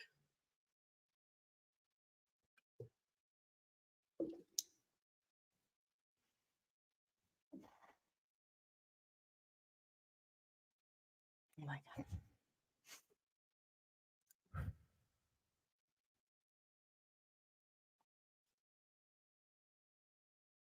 Good ball. Get over there, Gabriel. Is that staying in? Win it. Good job, Saliba. Good job, Saliba. Tawanda says we look good here. Adam says Diaz trying to push Saliba. Steve Walder says shouting myself. Exactly. Shitting yourself. That's exactly what it feels like. Oh, man. Come on, guys. How much more time till halftime? I need a break. First 20 minutes take me out. They've already taken me out.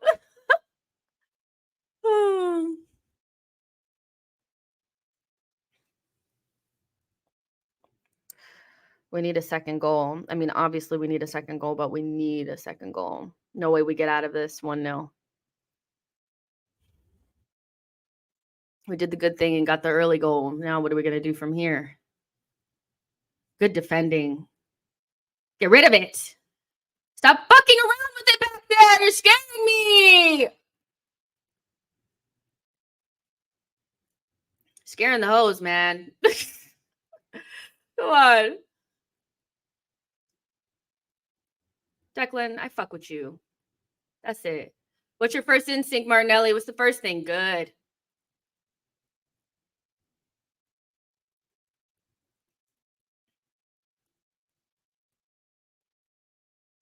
Oof. Look up. That's a great pass from Odegaard. Unfortunately, Martinelli's offside. We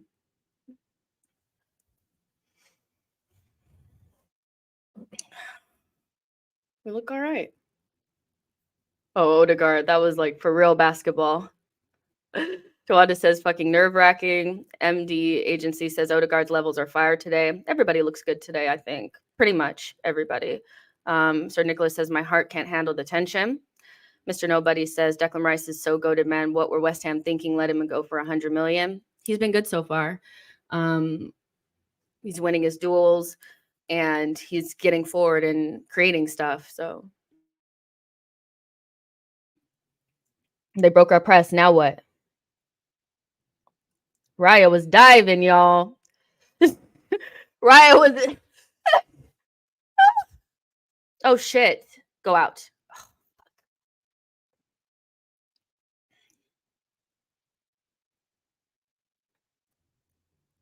Fuck. Let me stop laughing. Start concentrating. I'm having too much fun. I shouldn't be having this much fun. Come on. Get it. Good job, Odie. Martinelli, get it.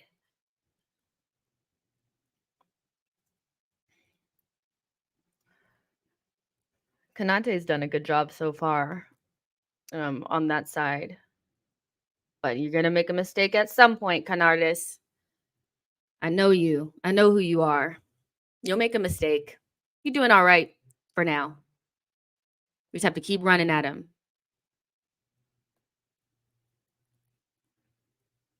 I just need to relax. It's not that big of a deal. It's just football. It's not going to change my life. Why am I nervous? It's fine. No big deal. Who am I kidding? This could ruin my Christmas.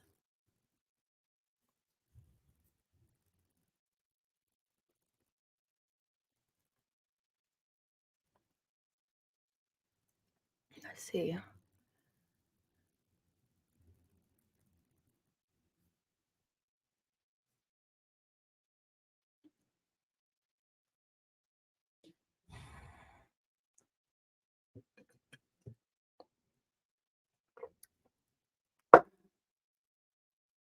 I just looked at the comments, so I know it's coming, whatever it is. What do we do? How do we concede? Zinchenko. I know it's Zinchenko, isn't it? That's a great goal. That's a great goal, and unfortunately,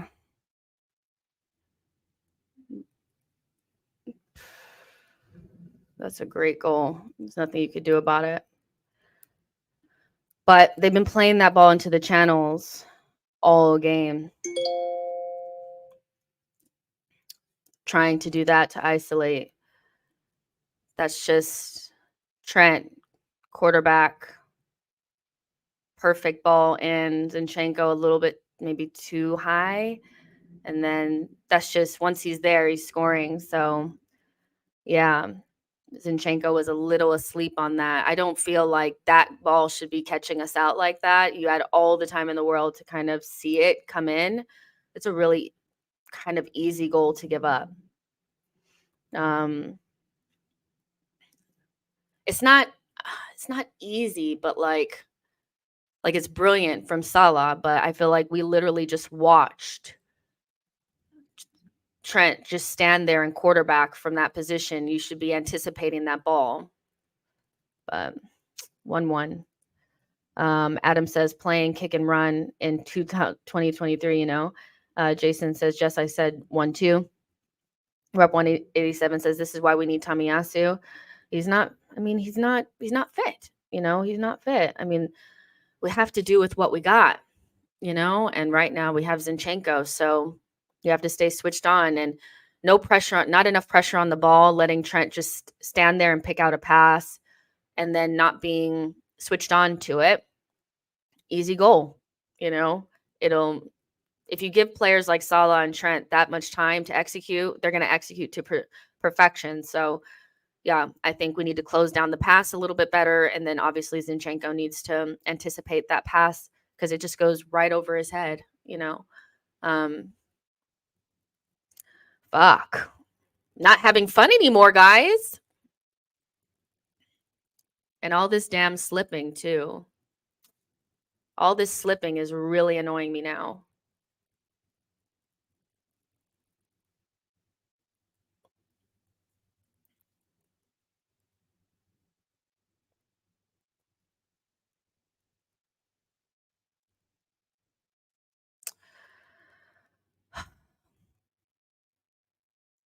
All right, we need to get a little bit of control.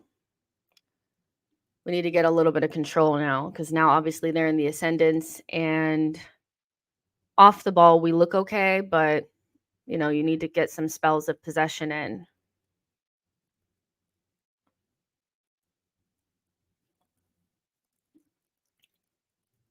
Let's see. Mr. Nobody says, strap yourselves in, ladies and gentlemen. We're in for a wild ride with this game. Yeah, there's definitely more goals in it. That's for sure. Adam says, fans will tear Zinni if we don't win. The game is the game, like I think anytime we lose, people blame Zinchenko. But I do think he should do better there. His anticipation wasn't good enough. He's doing good jumping into positions and nicking the ball, but that's just a simple pass that should, not simple, but you know what I mean? He should be anticipating that a little bit better. A little control, Arsenal, if you will.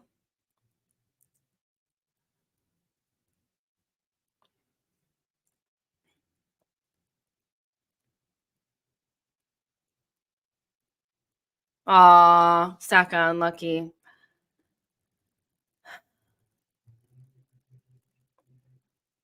C. Wilder says, laugh out loud, Klopp. I think that was good by Saka, to be honest. He wasn't going to get there, but he's not going to let you get it easy. So Klopp. Rep 187 says that was so easy. Yeah, it was easy. It was just like you let two world-class players get all that time and space, they're gonna murder you with that, Is he okay? Like what's taking so long?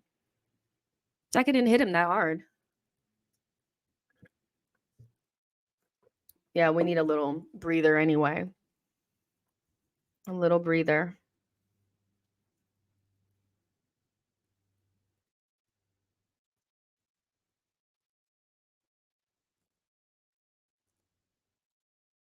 Is his shoulder dislocated? What's going on?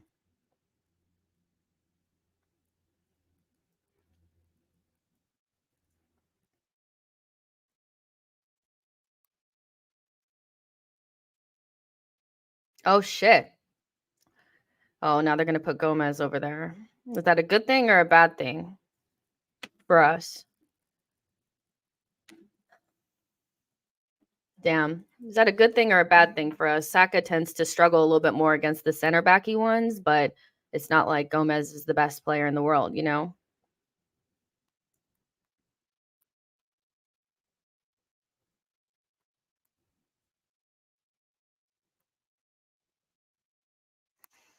Come on.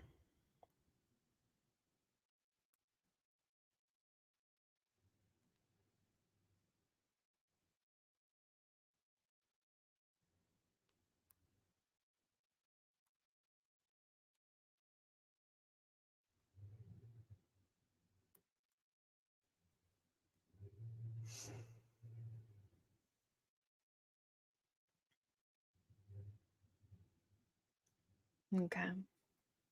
Can we wrestle some control here, guys? Good job, Martinelli. Now pass. Do the first thing that comes to mind. Don't keep it too long. Don't drill. What are you doing, Martinelli? You're scaring me. Just pass. I don't know why Martinelli doesn't do the first thing that comes to his mind. Get it and pass. You know? Hold on. Let's not take it too fast and just kick it away. Yuri says, will our goalkeeper upgrade make a save? He's made saves before. I mean, if you expect him to save that, fair enough. I don't think many goalkeepers are saving that, by the way, but maybe he could do better. I don't know, but I don't think most goalkeepers are not saving that. That was a brilliant shot. But yeah, I guess people are kind of waiting for that game where they feel like Raya kept us in it. That definitely hasn't come yet, but I just look at that shot and I'm like, nobody's saving that shit.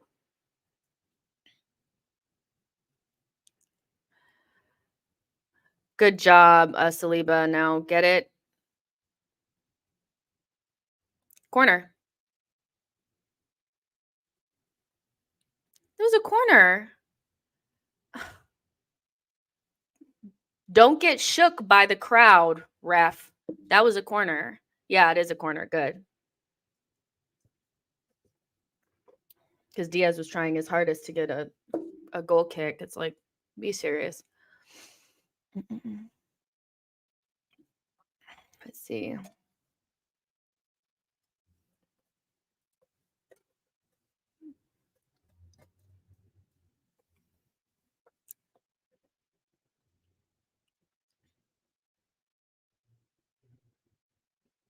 Aww. Fuck.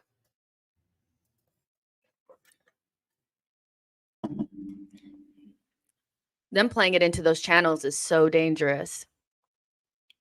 Because every time you have to be like perfect. And the one time that we weren't perfect, they scored. Like them in those channels, kicking that long ball. It's the mess. So Walter says, what can we do about Zinni versus Salah? Do we even have any options? No, because I wouldn't trust Kivior over there. I mean, he got cooked by Bakayoko. There's no way he's not getting cooked by Salah. We don't have a choice. Like, that's the problem that you have, you know? And so Arsenal tried to fix it, but the player that probably was going to help fix it got injured, an ACL at that. First 45 minutes he's ever played for Arsenal in a competitive game. You know, we tried with that, tried Tomiyasu. He's not fit enough. So this is what we have to deal with, you know.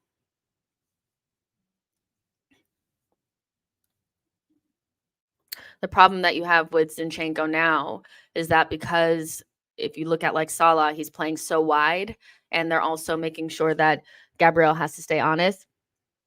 They're not allowing him to come central. So we're not really getting the benefit of him coming central and becoming like a midfield player. So he's literally playing like a left back, and that's just not good enough, you know? So Adam says they had a great moment, but I think our plan is working so far. Boy says Saka could play left back if it's such a problem. You guys want to move your best, like one of your best attackers to the left back position? I don't know if I would do that. Would lose a lot in attack without Saka up there, to be honest, in my opinion. Oh shit. Okay. Raya, fuck you. Pass. Oh. When's halftime? Oh, they made a mistake. Oh, we turned back. Oh. Relax.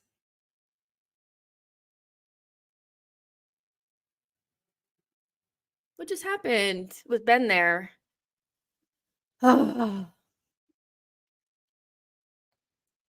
they're off. Oh, shit.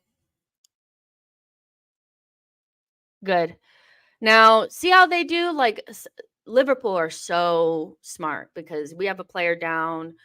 We're stretched. We're out of position. Their quickness to turn over possession, like when they turn over possession, is really going to fuck us if we're not careful. So we need to be switched on.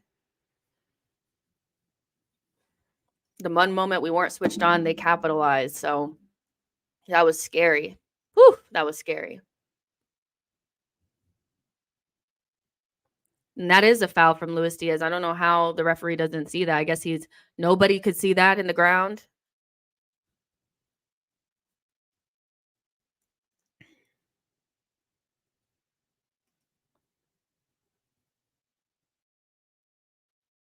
Great ball. Oh, unlucky.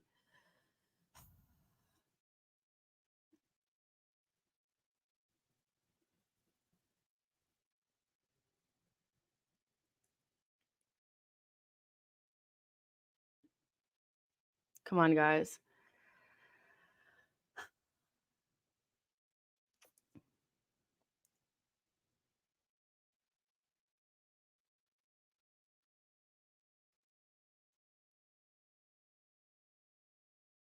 How did he not make that? We are going to rue that chance. You just know it.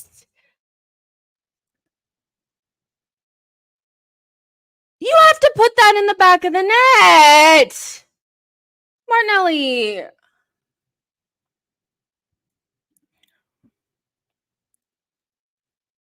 What's he fucking...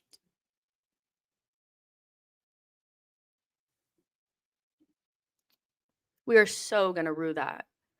Like, you don't get that many chances. Come on.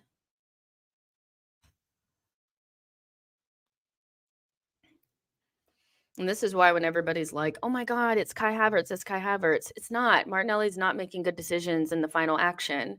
And that was the final action. And he missed a wide open goal there, you guys. Like, if Liverpool are in that position, they put us to sleep. You know, you have to do so much better there. I actually can't speak. That's shocking.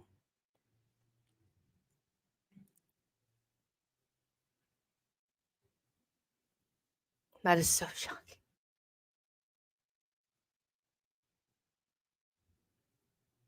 I love Martinelli, but that's not good.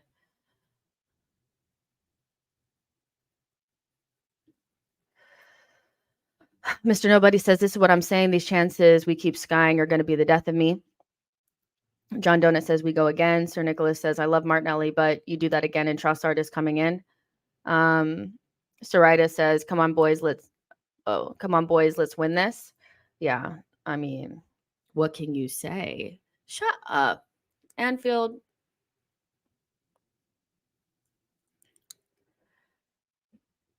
Martinelli has been so slow in his actions today. I think that's like his main thing is like he takes an extra touch. He overthinks stuff. Like a good Martinelli puts that in the back of the net. Right now, he's painfully out of form. And we could really use somebody just putting the ball in the back of the net easily. Where are you on the second ball there? Kai won that and nobody was there. Martinelli, I think you're probably the one that should have been there.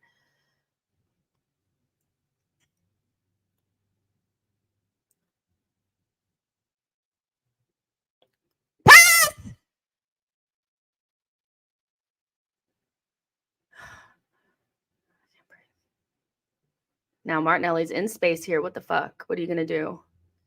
Just do whatever you're going to do it quick. Took too long. Lost the ball.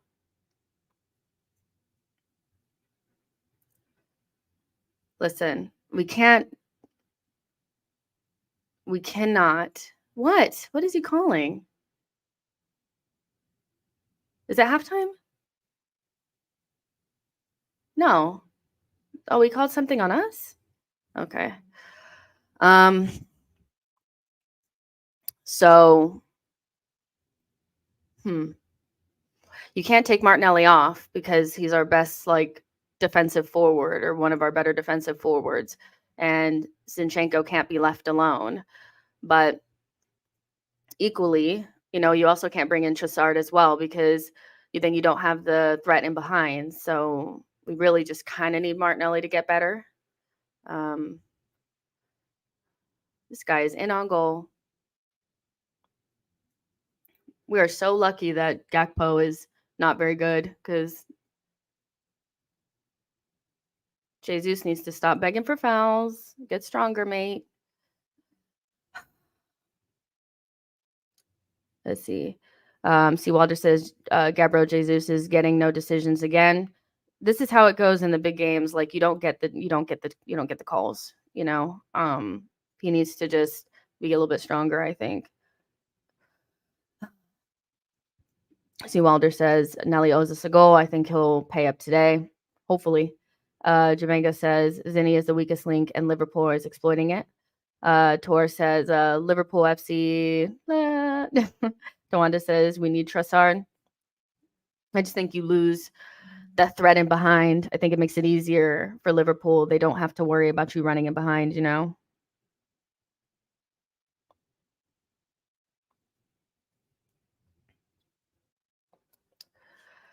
Come on, guys. Raya? Good.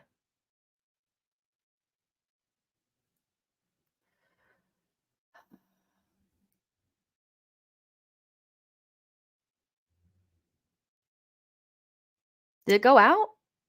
It's crazy. Anytime we dribble near the line, it's out. But when they do it, it's in. All right. We've lost a little bit of steam here after they scored. We just kind of haven't really. We had the one chance that we should have put away, but I just need our midfield maybe to wrangle a little bit more control. They just keep kicking it down there behind Zinchenko. It's so bad. I wonder what it feels like being Zinchenko, know that they're like, we're going to exploit you, you know? I just wonder what that feels like, knowing you're the weak link.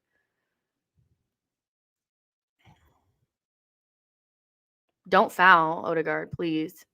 He's not going anywhere. He's not getting past you. Anybody. Good job, White. How much more time till halftime?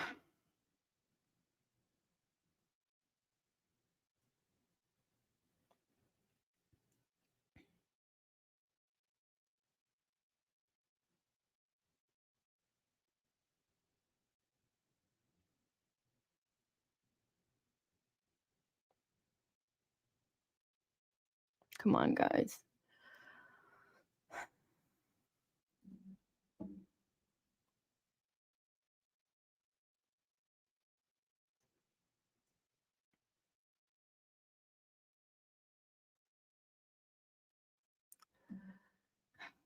Come on. Good. And you're on a yellow now. And you're on a yellow now. Good. So just keep dribbling at Endo because he's finished now. He's got a yellow.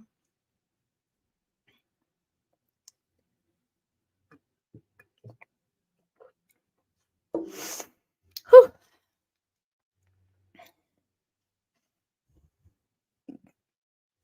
Trent has such a punchable face, doesn't he? No offense.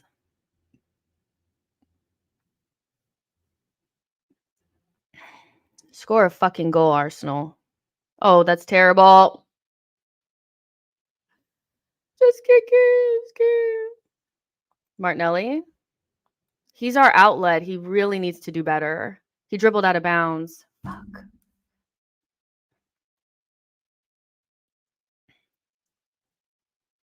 Oh my God, it's so annoying.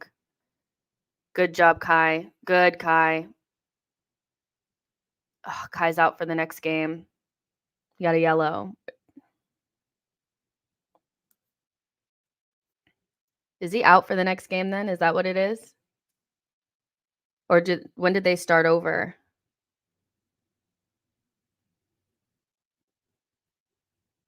Yeah, he's out for the next game. Fuck sake.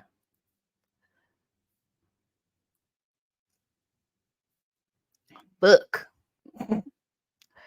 Well,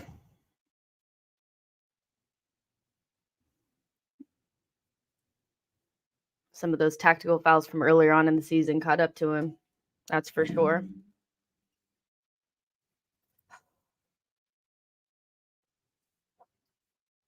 See, that was shot. That was so shit. Okay, good. Good. Whatever. Halftime. Ugh. Look. I don't know what to tell you guys.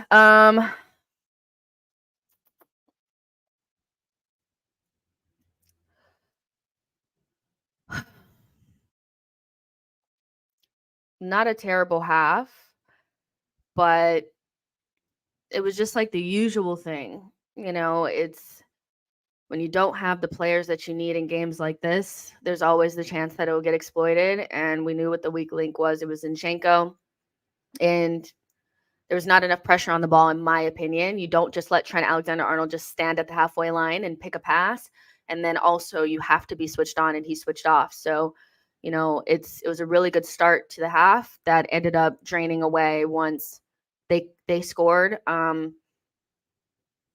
I really don't want to single him out, but because of that big miss, Martinelli just really, I mean, he's our outlet. Like he's how we're going to exploit them.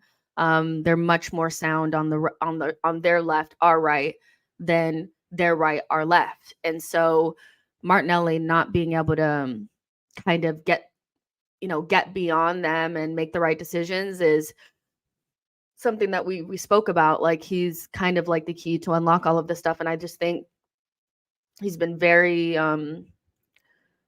hit and miss with his decision making. Like he takes one too many touches, the shot is not good enough, but I'm not really feeling Trossard for this game because I feel like that's playing into Liverpool's hands. If they know that Martinelli's not there to defend and win the ball, and there's also no threat in behind, then I'm not quite sure how we hurt them where they can be hurt. Because as good as Trossard is, he's not going to offer anything in behind, So it's a tough one. I think we played okay. Like we started off really well, but the game is 90 minutes and you can't switch off against a team like Liverpool. So, but it's been chippy, it's been combative, both teams winning the ball off of each other. I think Rice and Odegaard and Saliba and Gabriel have done a good job winning the ball back. Sometimes it resulted in fouls, stuff like that, but we've done pretty good winning the battles. But they're just going to keep putting the ball into that our left-hand channel. And so I don't know what we do about that. Like there's nothing we can really do. I think Kivior had a couple of chances to show that he could be an option there with Tomiyasu not there, and he hasn't really done it. And so I would be very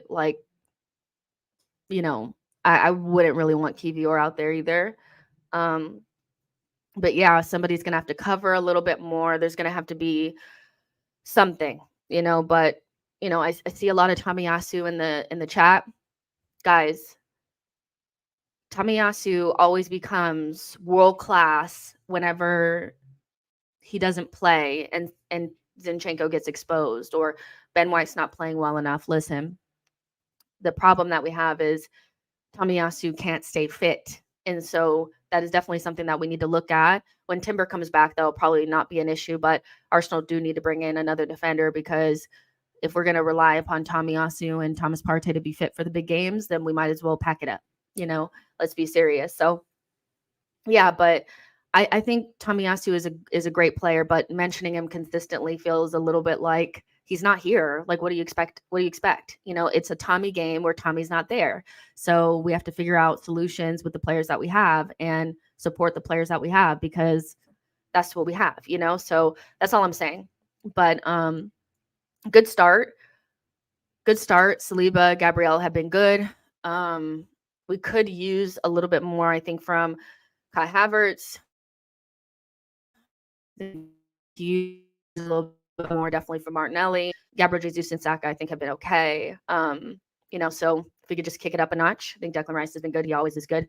But yeah, I don't know. It's kind of like a typical Arsenal game where, kind of like a typical Arsenal game for me where kind of exactly what we know is going to happen happens. We not luckily, but we got the goal early, which was great.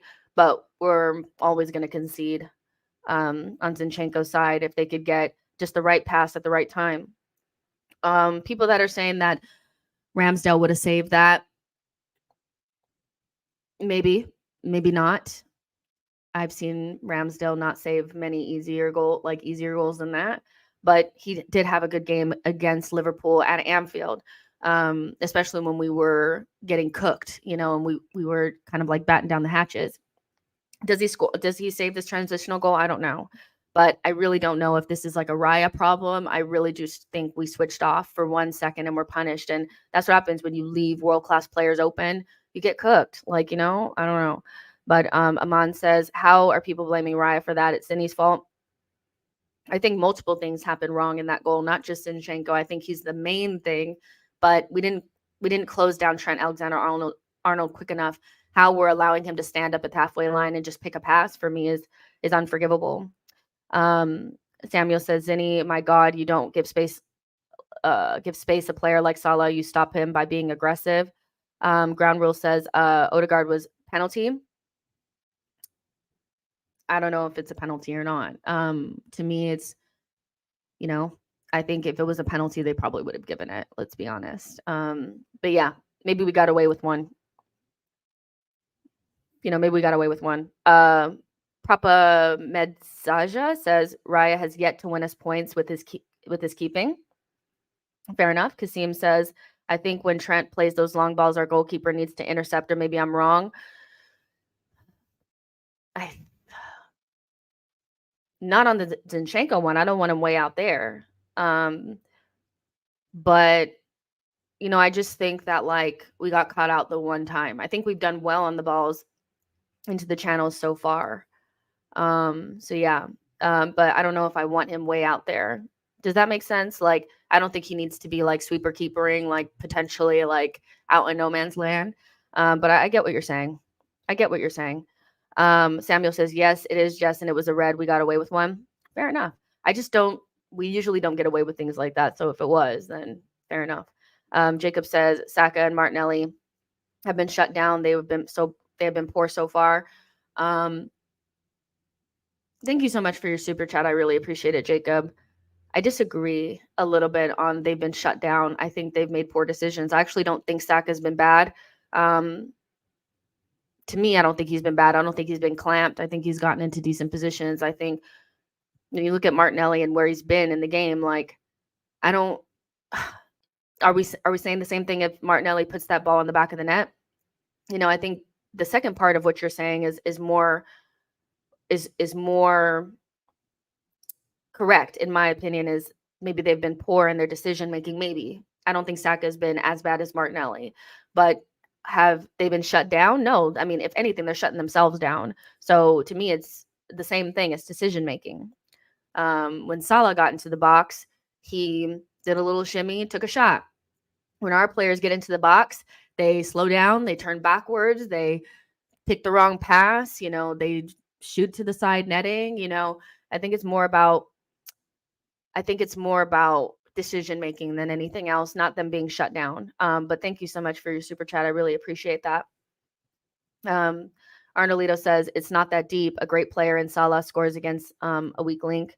Aman says it's more poor decision making. I agree, and that's been our problem for the last, let's say, 7-8 games. It hasn't been creating chances. It hasn't been getting into the box. It hasn't been any of those things. It's been against Wolves, and against Aston Villa, against Brighton in particular.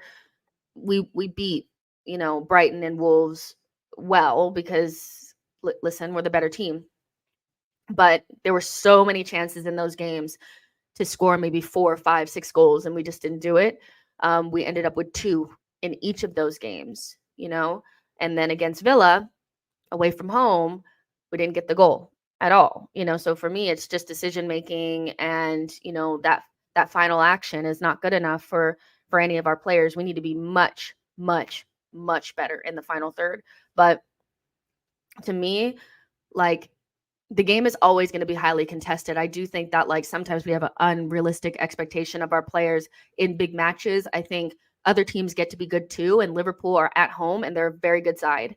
So they're going to win some duels. They're going to get the best of our defenders sometimes. They're going to get, they're going to get opportunities. But when you miss a wide open opportunity like Martinelli does, that's more the issue to me than anything else, So I think it's been a very highly contested game where both teams is probably pretty even, pretty equal. Can Arsenal do better? Absolutely. Do I feel like some players need to get a lot more involved? Absolutely. But listen, we just have to deal with what we got. I would not take Martinelli off. I would not take Martinelli off. I know people want Trossard on, but we don't really want to lose our only option in behind. He's still an outlet. And I just feel like you'll lose that if the same thing is happening, like maybe into like the 60th minute, then maybe you think about taking him off. But it's too big of a game to take. It's too big of a game to take Martinelli off right now, I think. Sarita says, I guess if Odegaard slips, he should fall on his face to avoid the pen. I don't know if I think that he slips and that's why he gets the benefit of the doubt. And then like if you're slipping, obviously, like what are you going to do? You're going to slip and not put your arm down. So yeah, I kind of get what people are saying, but at the same time, like if this was your team and you didn't concede the penalty, I think you'd be like, yeah, he's falling. So, C. Walder says, hell no, I put my money on a Martinelli goal. Ivy says Liverpool are a very good team, and that's why we need to take our chances when the opportunity arises. And that's where I am. I'm like, we need to take our chances because Liverpool are a very good team. I think this idea that we're just going to go to Anfield and play swashbuckling football and just open them up every 5 seconds and control the whole game is very disingenuous. We know that that's not going to happen. But we need to take our chances. The one chance that they had, they put it away. We had 2-3 chances and we didn't do well with them. So we need to do a lot better. So yeah, Boy says, I think the team will come out better in the second half. Arteta will tell them some shit like they didn't get hurt by Anfield after a half. So just play the game. Yeah. And just play your game. Don't be afraid to play your game and keep doing what you do. And we need to, I think at the very least, like I know as disappointed as everybody is in Zinchenko, I'm also very disappointed in terms of like him switching off, is we need to make his inclusion work for us on the other end. I don't think that if he's just going to play left back all game, we're in trouble. The whole plus pro of having Zinchenko out there is the balls that he's putting in behind for Martinelli. And he has put in 2 or 3 that Martinelli just hasn't done well enough with. So if Zinchenko is going to continue to be a target, then when he gets on the ball, we need to see some bang for our buck. I don't expect him to score a goal because that's not really his game, but I do expect him to get on the ball and create chances and put Martinelli in and get us free. So, it's high risk, high reward. So we need to see some of that reward. And so far he's been okay on the ball, but probably want to get a little bit more. I know that we have to be cautious because we don't want him on the right wing like he does against the lower half opposition. But that's the only thing you can really do with Zinchenko is hope that the reward makes up for the risk. And so far, the risk is outweighing the reward so far. Sample says, Jess, since you rate Saka, what has he done so far in the game? He's won us fouls. He's won the ball back. He's got us in dangerous positions. He's the one who won the ball that allowed Martinelli to take that wide open shot. He has done things in this game. I don't really know why Saka always has like a big target on his back. Every time he gets the ball, by the way, there's 3 or 4 players around him. So I think Saka's doing well, all things considered. I really don't think that Saka's been as bad as people make him out to seem. But before the game, people were already saying, well, what happens when Saka has his ghost game, blah, blah, blah. So I really don't think Saka's been as bad as people are making out to seem. I think I think if you don't score, people think you're not doing anything. And that's just totally not true. Arnolito says, this guy, man, says, so sad Tomiyasu is not fit. I'm over it now. We knew Tomiyasu wasn't going to be a part of this game. So I feel like we're constantly talking about him. It's almost like, oh, if Tomiyasu had been here, we need to figure out what we're going to do with the players that we have. I don't know. It feels like every time we play a game like this, it's like, but Tomiyasu can't stay fit, So yeah, the Edry says Saka got his junk dragged off. Give him some slack. I don't know what that means. I'm going to put that down. Michael says Jess just got home from work. Have we played well? I would say on a scale of 1 to 10, if I could say how we're playing, it's probably about 6.5, 7. So not bad, kind of good, but not great, kind of like, yeah. before we conceded, it was probably about like a 7.5, 8. It definitely dropped down. So yeah, we're about to start the second half. So let's do it. John says they have a lot of injuries compared to us. And who cares? I mean, do they really have so many more injuries than us? I don't think so. I mean, we have key injuries. Partey, Tomiyasu, Timber, those are major injuries. So yeah, I don't know if that even matters. I don't know why we're always, trying to compare injuries and da-da-da. It's the importance of those players in the team that make a big difference, and I don't know why it's always, well, we have more injuries than you. Who cares? It's this 11 versus 11, what says Martinelli was getting cooked at times, not gonna lie. Definitely didn't play well. So you guys, if you guys are leaving now, make sure you guys come back for player ratings in 45 minutes. This stream is going to take you straight there, so you don't have to go anywhere else. And the link is also pinned. If you want to just have it up on your browser, that's fine. But yeah, oh my gosh, I needed a longer break than 15 minutes. That just, yeah, I'm so nervous. So yeah, let's see if we can get the winner. There's definitely more goals in this game. I don't think it ends 1-1. That's for sure. They're going to push for it. And I don't know if, hopefully we have enough.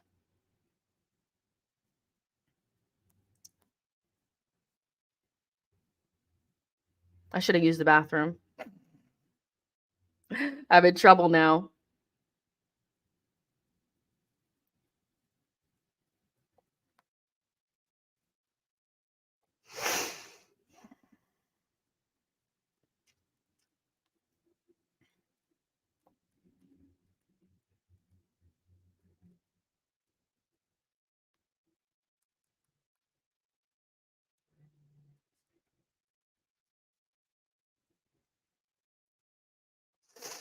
All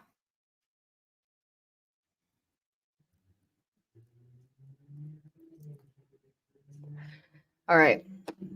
We kind of need somebody to step the fuck up, Oh, shit. We made a mistake, didn't we? Oh, thank God. Salah slide passed it badly, because that would not have been good. Come on, you guys. Wake up. We need our players to stand up right now. Don't be weak. Don't be weak. Don't be weak. Martinelli again. He is Martinelli. I don't know. Are you carrying an injury? Because shit, this is a hall of shame. That's a foul. Good. And those happen a lot with Gabriel Jesus. Those ones that Konate just did. And he doesn't usually get the foul, but that time he called it. So well done, ref. Way to call a very obvious foul, because a lot of people don't call it. But yeah, that was Martinelli again. I don't know, man. Maybe you need to sit for a little bit, but not right now. And he has, every time he gets, the thing is every single time Martinelli gets the ball, Salah, Trent, and Endo converge on him. And so that's why he needs to make his decisions a lot faster, because you're just not going to have the time on the ball that you probably want. And this is Arsenal, babe. No one's just going to let you have the ball, okay? Don't pull him back. Good, Rice. Oh, they called it. He got a card too. Whew.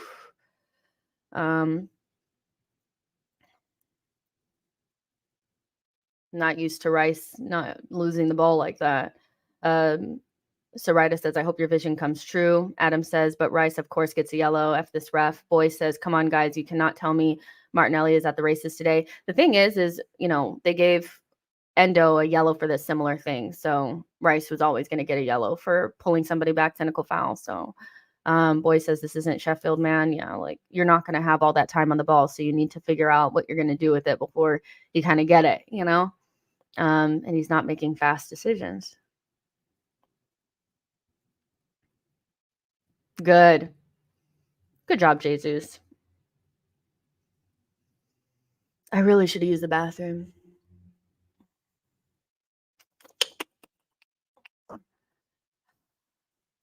I'm in a bad place.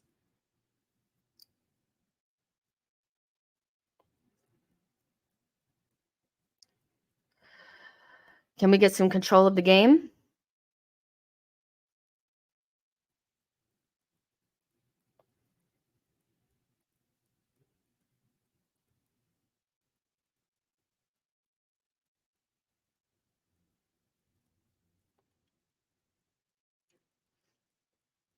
Come on. That was so shit. Odegaard. You get it? He tried to do too much with it, and they're definitely on us right there. Everybody make better. They got the ball again. They're on us in this half. We really need to get rid of the ball quicker. Yeah, they've kind of owned us in this first 5 minutes, and everybody on our team is slipping. Good job, Jesus, finally. Now make a decision quick. Oh my fucking gosh. Martinelli, what is going on? What is wrong with him?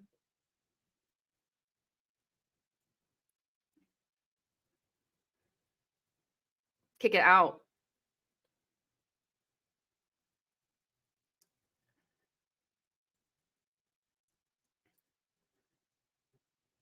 Come on!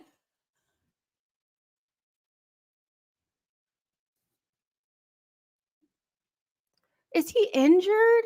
Like, what's going on? I am so mad right now. I could literally, like, kill someone.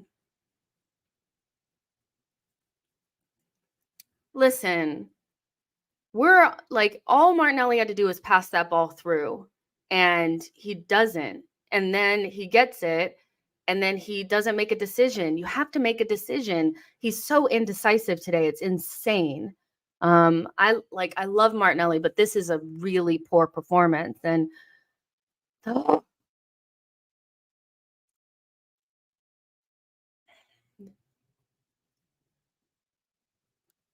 on.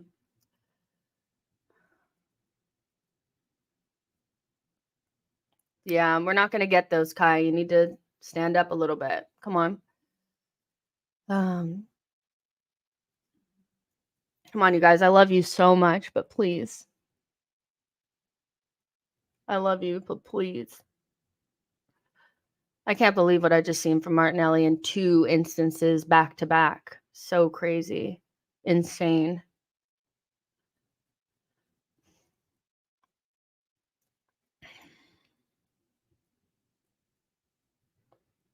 Good job, Gabriel.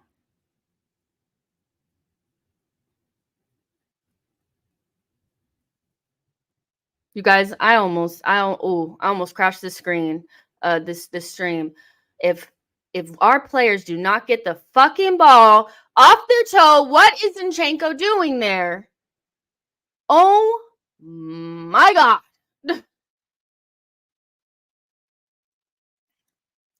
See what I'm okay. Hold on, let me see what's going on here. And that's a foul. Let me talk to you guys really quick. For everybody at halftime that was asking me what was Saka doing. Saka's doing that. Do you guys see how many players around Saka? He's so reliable on the ball. He's winning the ball. He's not getting bodied off of it. And he's turning, and him and Gabriel Jesus are doing a lot of hard work up there. But everybody else is kind of just like asleep. You guys need to get it together.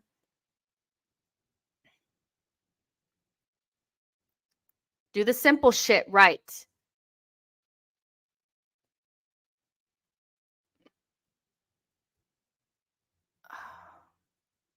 What is Zinchenko doing? Get out of Saliba's way!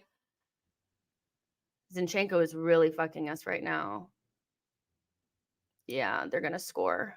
Goal. Oof. They almost scored. We almost let Gomez score, you guys. Listen. They're out there smiling and celebrating already and stuff. Like, we're in trouble. If our players don't get this fucking ball off of their toe and start popping it around quicker, we're in trouble. Because that almost went in. And basically they just said, get on top of us. And we're too slow. Like, we're just too slow on the ball.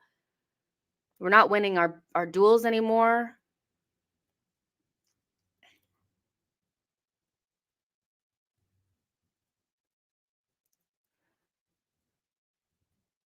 We're not winning our duels anymore. Only a couple of people are, but for the most part, they're getting the ball scot-free. Good job, Ben. Good job, Odegaard. And see, that's what Saka's doing. Why are they acting like that's not a foul? Grow up. They're all going, oh my God, I can't believe that. You can't shove somebody in the back like that. Morons. But that's what Saka's doing. I know you guys are like, well, where are the goals? We're in a very bad place right now. So we just need players to win the ball, keep it, get us up the pitch, win fouls. That's good footy, Arsenal. Good job. Make a decision quick.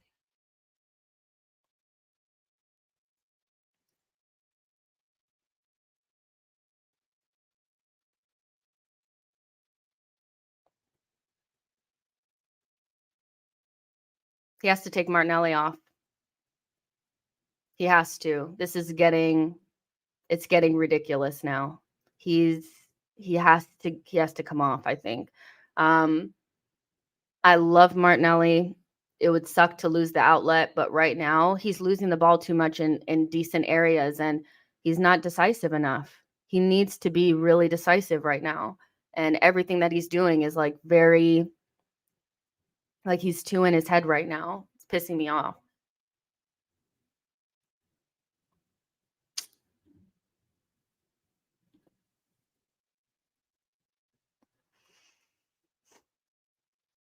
You just know it's coming, don't you?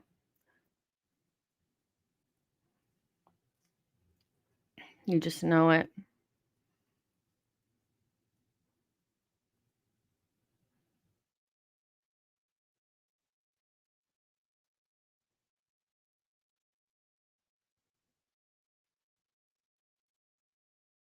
Come on, you guys. This is shocking.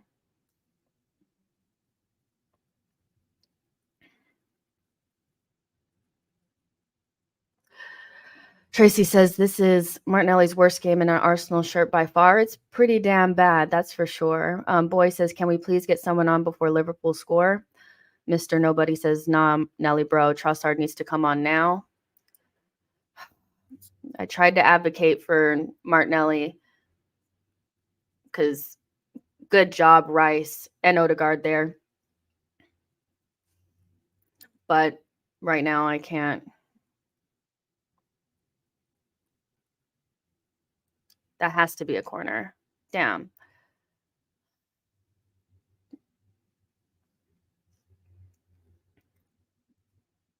Yeah. I tried to advocate for Martinelli, but this is too bad of a performance. It's too bad of a performance right now. Too bad. Okay, Konate made a mistake. What are we going to do about it? Where are you?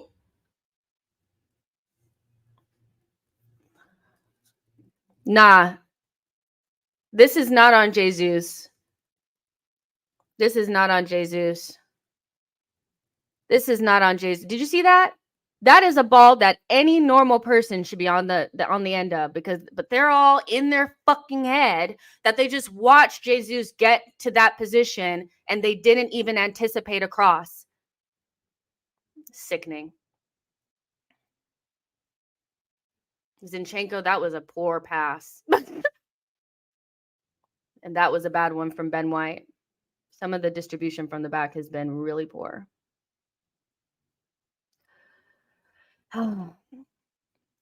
Yeah. So I don't understand how you see Jesus in the box and you don't crash it and you're not making runs or anything. They're so switched off. Like we're in a really massive game and you guys are not on it. To me, this is, really poor from some of our players.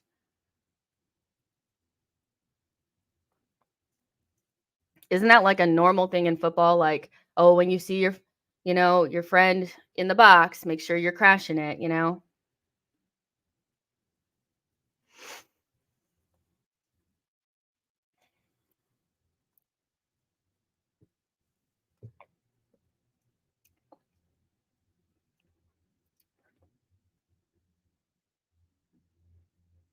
Pass it quick. Fuck. Yeah, they're pressing us, so now we're in like a little bit of trouble here. But we just need to make our decisions faster. Declan Rice is playing good.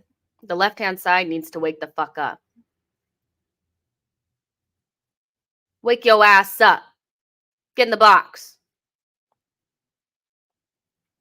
Another ball across the 6! And you're not there. Shoot!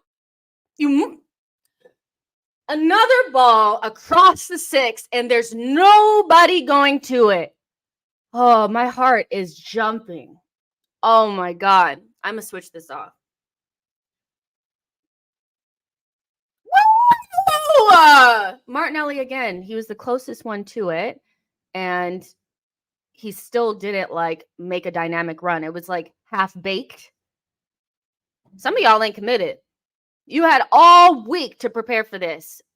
Liverpool played midweek. Liverpool played midweek. So why are we less committed to the cause? I don't get it. What's going on?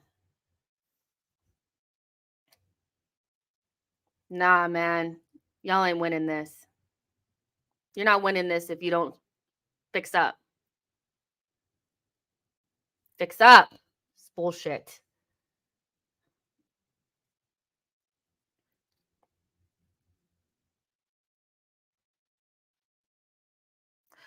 Like literally, if we could just go up 2-3%, we'd be able to unlock them. But we're just at this almost like sleep state right now. Half of the team is awake, half the team is not. Wake up. You're playing at Anfield.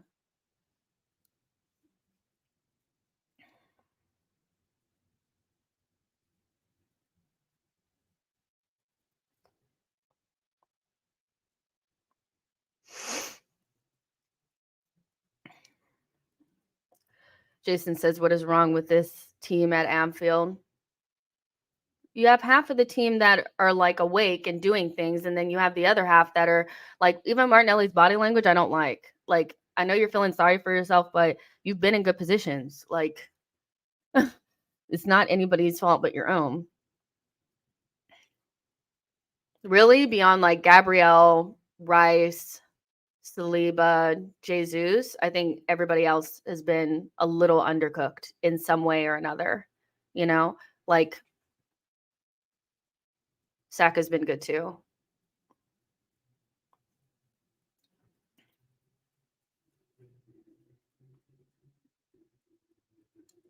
Like, I don't know if people realize this, but our right-hand side is our creating side and our left-hand side is our finishing side. So that's Kai, that's Gabriel Martinelli. These guys, they need to get in the box and fucking finish. You know?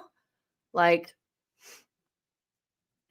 Jesus and Saka just created 2 really good opportunities, and they were nowhere to be found, Kai and Martinelli. Wake the fuck up. Shit. Good turn. Odegaard. Good job.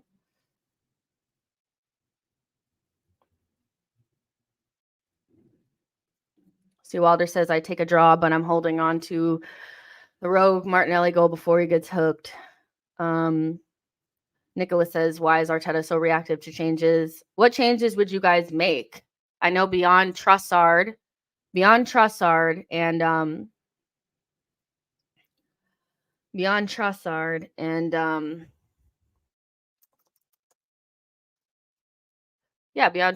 who do you guys want to come on? Like, the bench wasn't really giving, oh yeah, this is a boost. Like, you guys will say Emil, but let's be serious.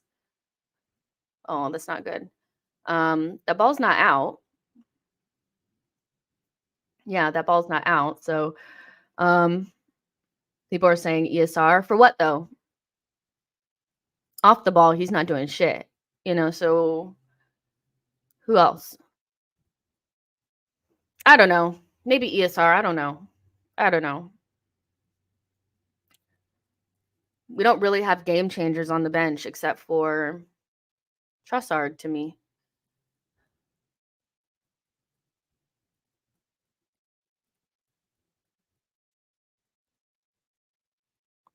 Good job.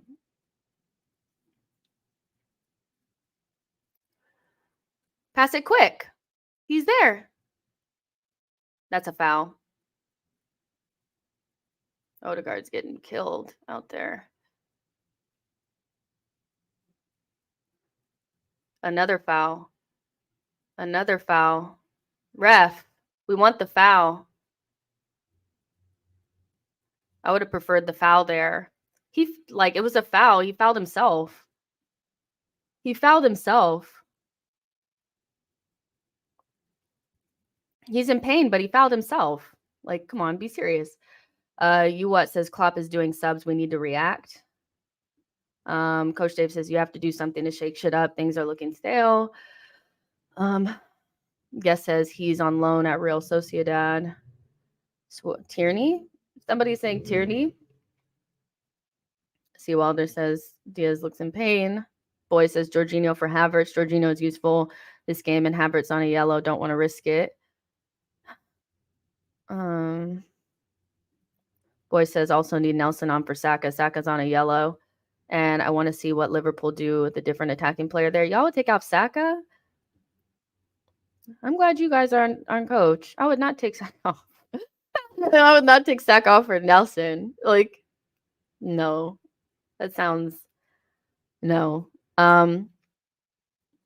If we got to like the 75th minute, I'd probably consider maybe ESR, but maybe Trossard is coming on now. Listen. Is Saka on a yellow?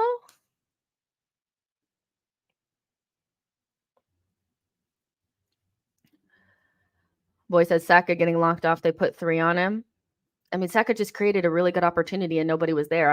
And also the thing that Saka does that people are still not taking into consideration is when we need to get out, he's a good outlet.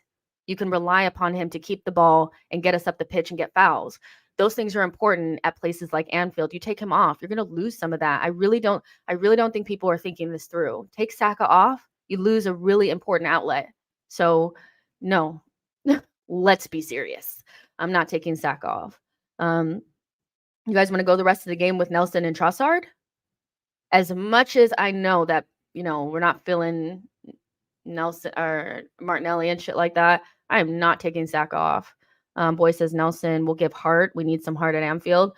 Yeah, but Saka is not the one to take off, period. And I don't think I'm seeing a lack of heart from some of our players. I think you need all 11 playing at a good level. You can't carry anybody. And we are carrying some people right now. So maybe Nelson for Nelly or Nelson for Nelly or Nelson for Nelson for somebody on the left. I'm not for Saka. Let's be all the way fucking for real. Let's be serious. Like, I love you guys, but no. Sorry. Okay, Trossard coming on. Let's see if he can put in a good performance.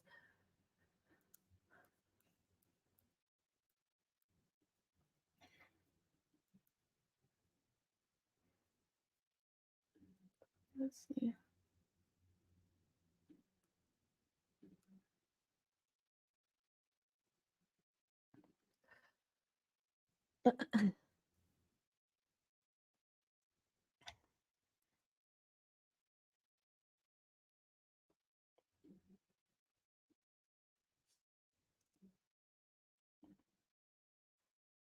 Diaz is crying. Sorry. I don't care. I don't feel sorry for you. You fouled yourself. So, sorry, you guys. That was gross.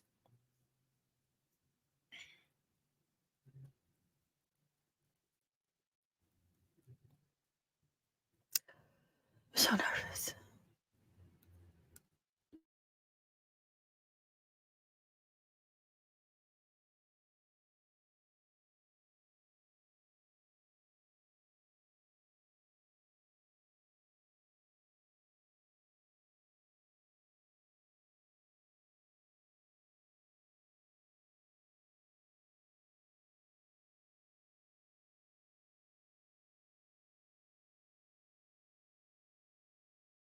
Oh, I'm muted. I don't know how long I was muted for, but damn. Mr. Nobody says, who would y'all get for January window? I feel like we need a Osimhen or something. I don't know, man. I feel like we need an extra 2%, and we're just not getting enough of that from our players in those attacking positions. Like, we need them to do something up there.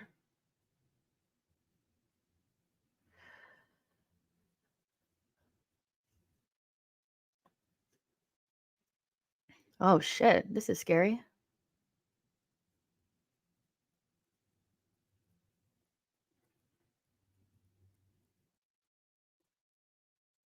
Oof, that hit on the outside of the post, didn't it?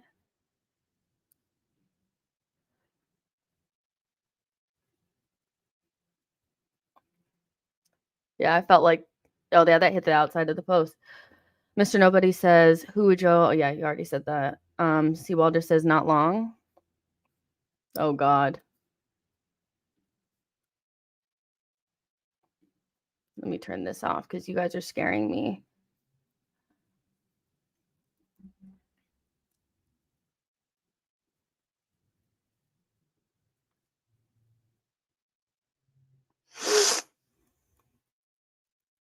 Get out.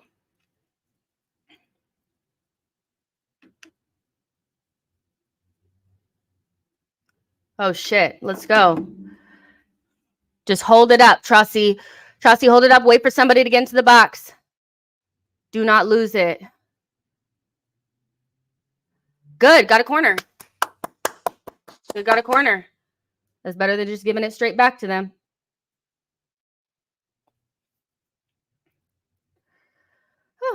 Boy says, imagine we bring in Nico Williams. Yeah, Nico Williams. Yeah.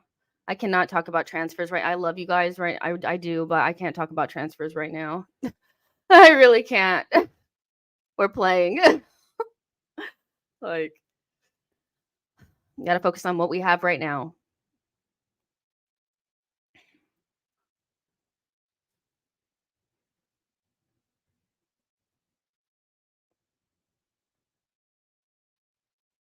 What did we just do there?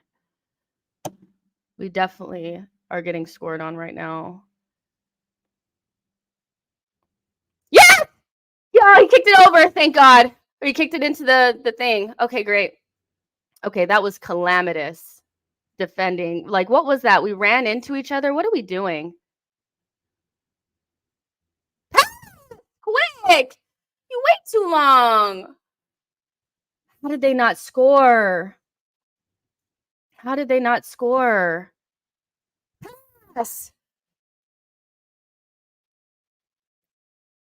Can somebody tell Zinchenko to get out of their fucking way? Get out of the way! Every time he's in the way and it's pissing me the fuck off. Kick it. Like, everybody's getting all on top of each other. Like, Zinchenko is like kicking at it. Let somebody else get it. He's always trying to take it off of somebody's toe. That irritates me so much. Just somebody take control of the situation. That happened twice. I don't know how we didn't get scored on right then. Whew.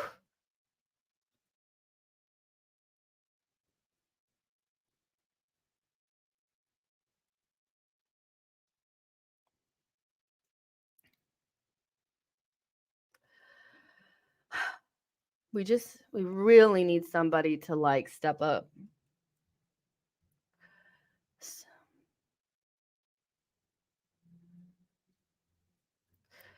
Can't be having these types of performances, guys. We started off real well, but ever since they scored, we've just slowly kind of been like dissipating a little bit. They've had the much better chances, that's for sure. I expect them to have really good chances at their place, but we've kind of really tapered off here.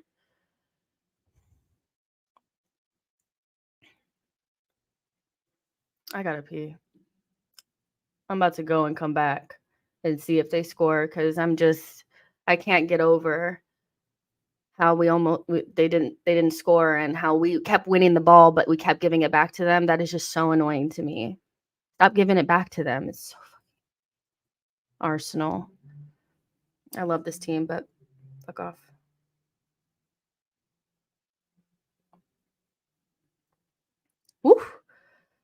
Tell me nobody hit that.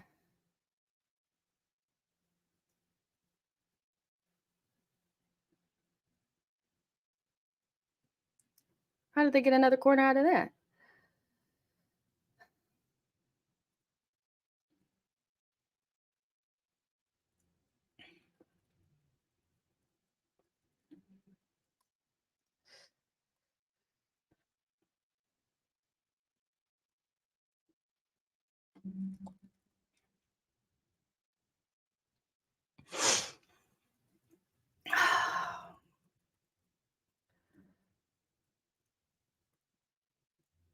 Guessed. I don't know how that was a corner. I didn't think it hit off of anybody. Them not scoring on this is crazy. We got so lucky. They should have scored. But we don't even look like nicking it. And if Belichick is right and Eddie is coming on, I don't even know what to say about that. But Jesus off. Fuck.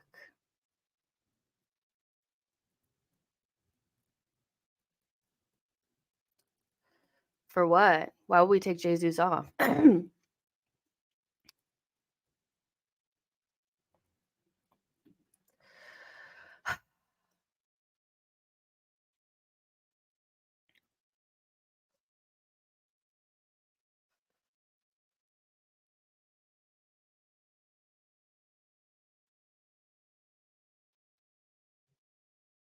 We need our players to stop with the bullshit.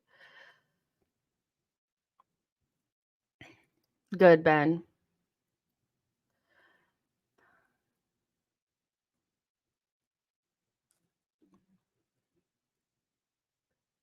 Oh, Jesus was limping. See, Walter says he must see Nketiah as a game finisher. Jesus has and is playing well. I don't even think Jesus was bad, but I mean, did he have a shot on goal? You know, that's kind of what we're dealing with here.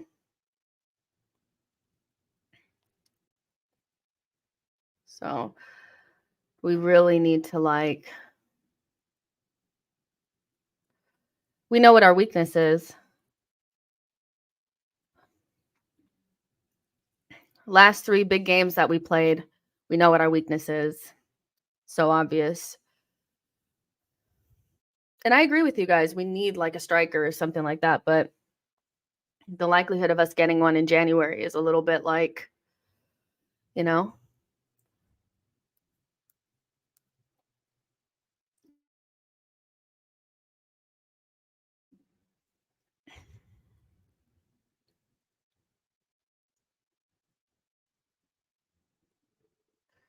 There's nobody on the left to pass it out there to. We're so narrow. No outlet. Or nobody on the left. Now Zinchenko's really coming over. It's scary. What are we doing? Good job, Gabriel. And win it.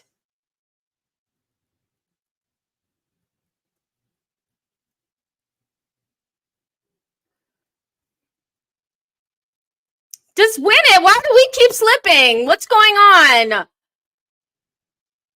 Fuck. Tell the kit man to get that shit together because everybody is slipping. Declan almost slipped there. Oh my gosh, I almost ended the stream and said, you know what? Let me just go celebrate Christmas. If Zinchenko loses that ball one more fucking time, we really just need somebody to step up. Besides Declan. It's always Declan. Foul. It's always Declan. He's the only, it's not Declan, Saliba, and Gabriel. They've been great. You know? But everyone else, why aren't you playing out of your skin right now? Pass it! Do it quick! First time.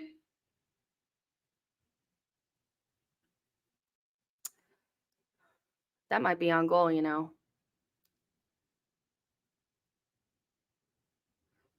Saliba, that's fucking brilliant. Now pass it. Pass it, honey. Good.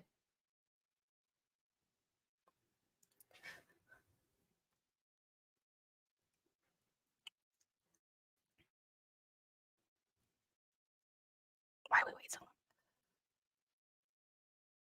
Stop shooting it from outside the box. We're not good. We're not good from outside the box. Do you know what I mean? That's not our thing.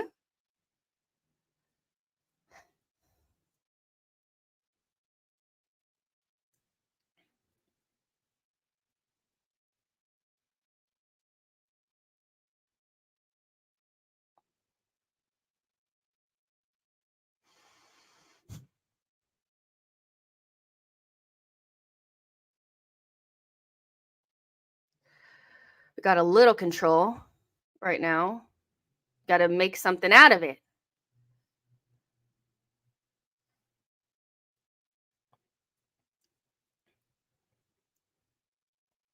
Come on, you guys, make something out of this.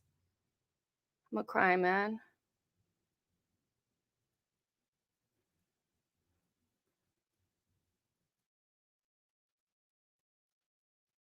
No foul? Okay. Shoot.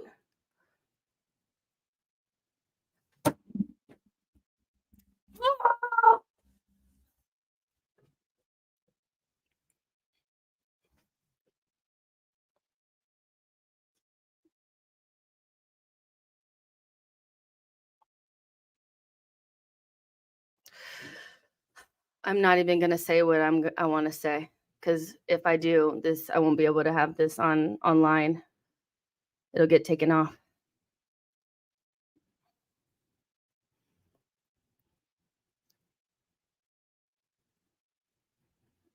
The problem I had with that entire sequence, you guys, was that we had so many opportunities in the box to just take like a decent shot.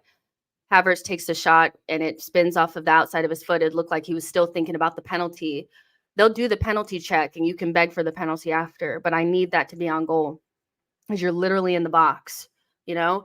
Like Trossard's in the box, Havertz is in the box. Just take a good shot, you know? What is it with Arsenal and getting in the box and not being able to put it in the back of the net is nonsense, you know? That was really disappointing because that shot that Havertz took, the way I almost flew through the screen. The way I almost flew through the fucking screen.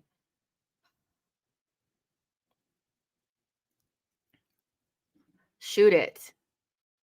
For real.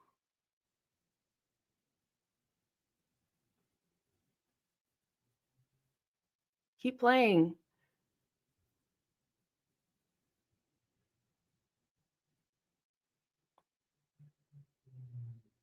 Ben got beat by Tsimikas.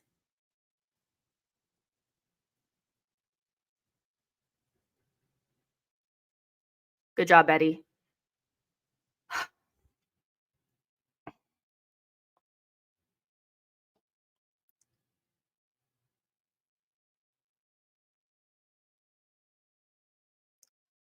I just want this game to be over now. Fuck my life.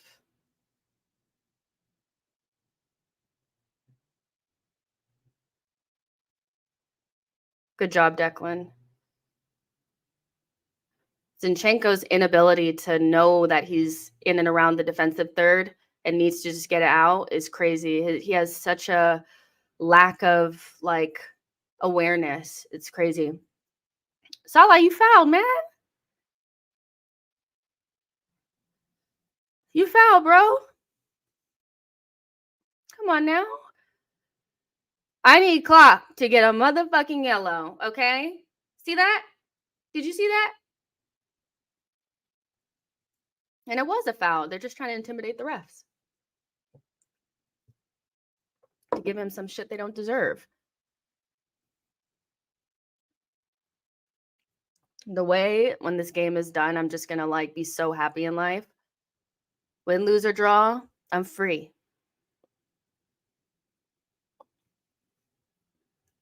Good job, Trossi, baby. Good job, Trossi. Decisive. He was like, I'm going to the end line and I'm gonna cross it. And then he got a corner.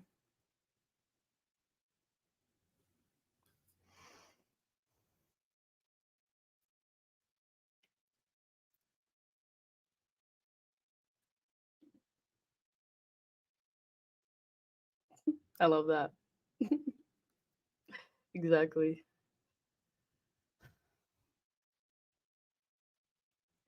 I really should have used the bathroom. Bad corner. What were you trying to do? That looked like a corner I kicked. All straight-legged and shit. What the fuck? What was that? What were you attempting?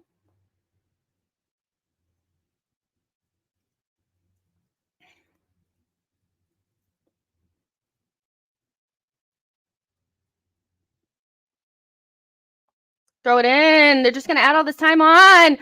Zinchenko, throw that shit in. Pissing me the fuck off. Good, Trosty baby.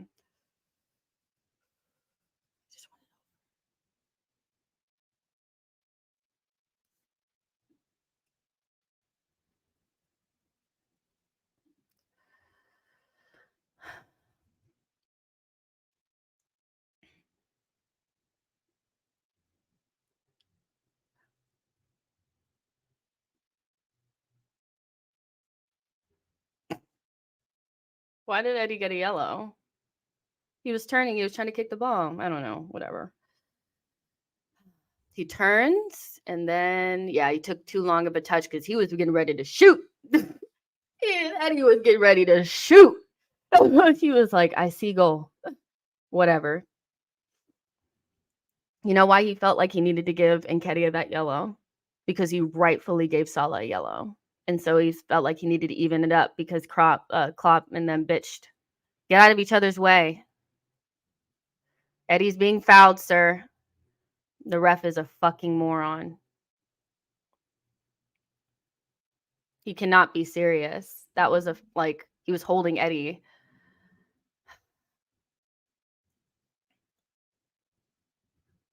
Good. The urge I have just to shut the stream down, go sit in my car for about 10 minutes, and then check the score. That urge is big. But yeah, Klopp intimidated them into giving Eddie that yellow.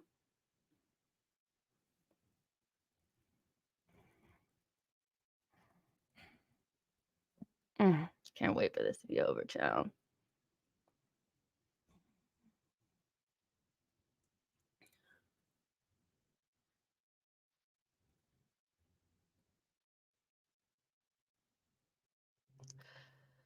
So stay up there.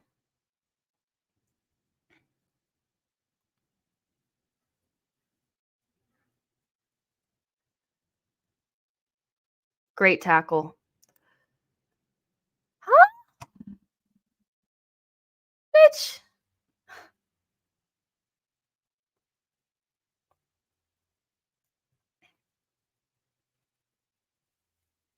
How is that a yellow? He's getting a yellow or a red?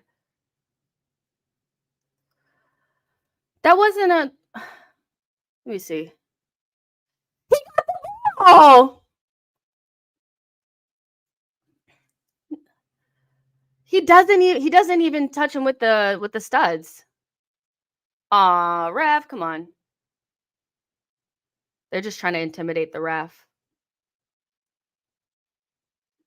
He got the ball. Straight up.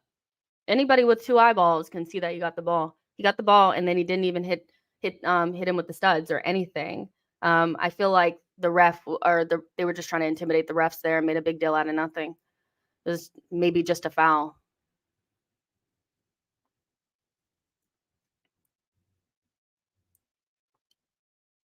It's another fucking foul. They just keep fouling. Eddie with that grass on his head. Hilarious.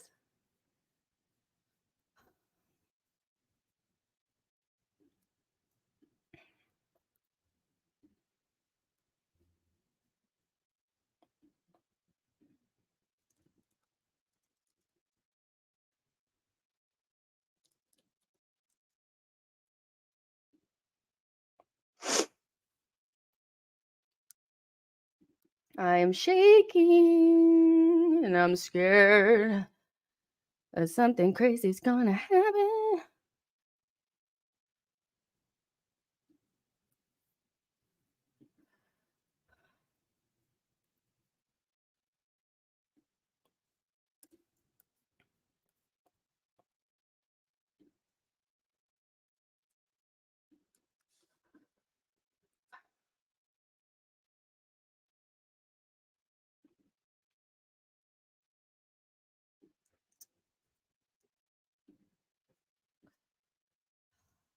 Eddie, you already have a yellow.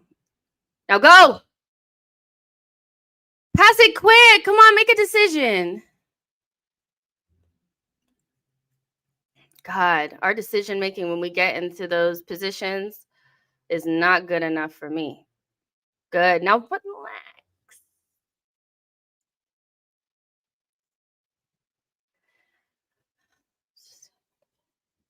Just get rid of it.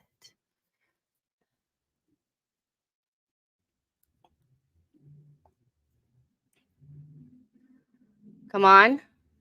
Good. Eddie's been good at winning those second balls. That didn't even go off of nobody, Saka. That's just a really shitty shot. Did it go off of somebody? I hope so, because it was not good. Yeah, deflected. Okay, because I was like, oh, that's just a really bad shot.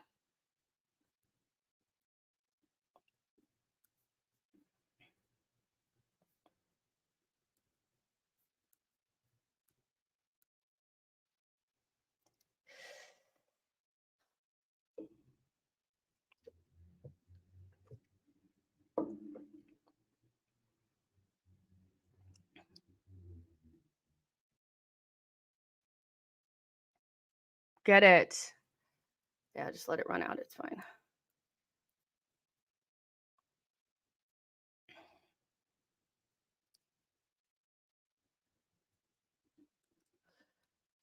Oh, come on, you guys.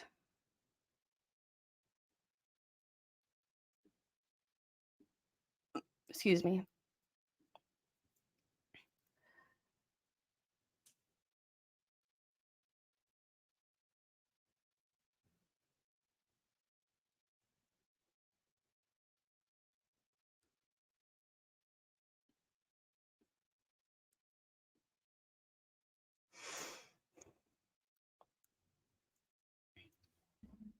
Come on.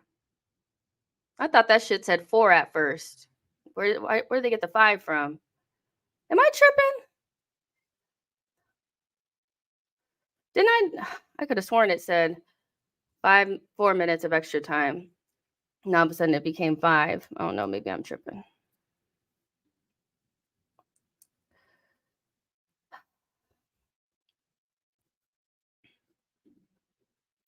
What's going on? It's taking so long.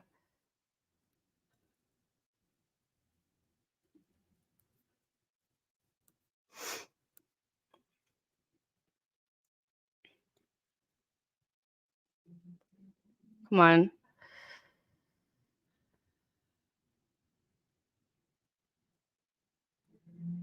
I need these 2 minutes over.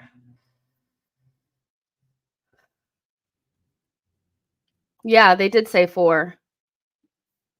They did say 4. That's what I thought.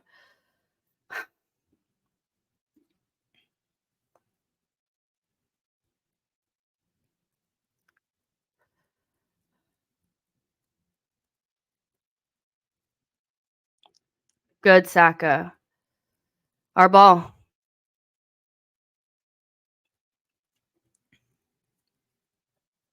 I'm literally crumbling. I just need this game over.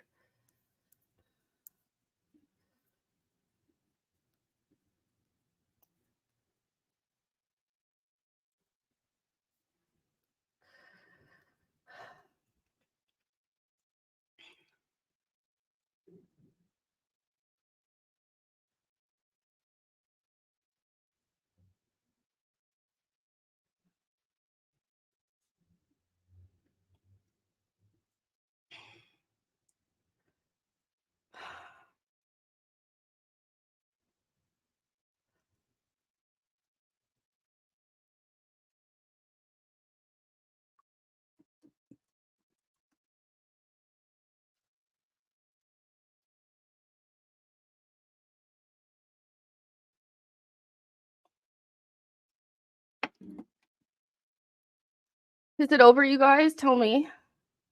Is it over? Someone, please. Is it over?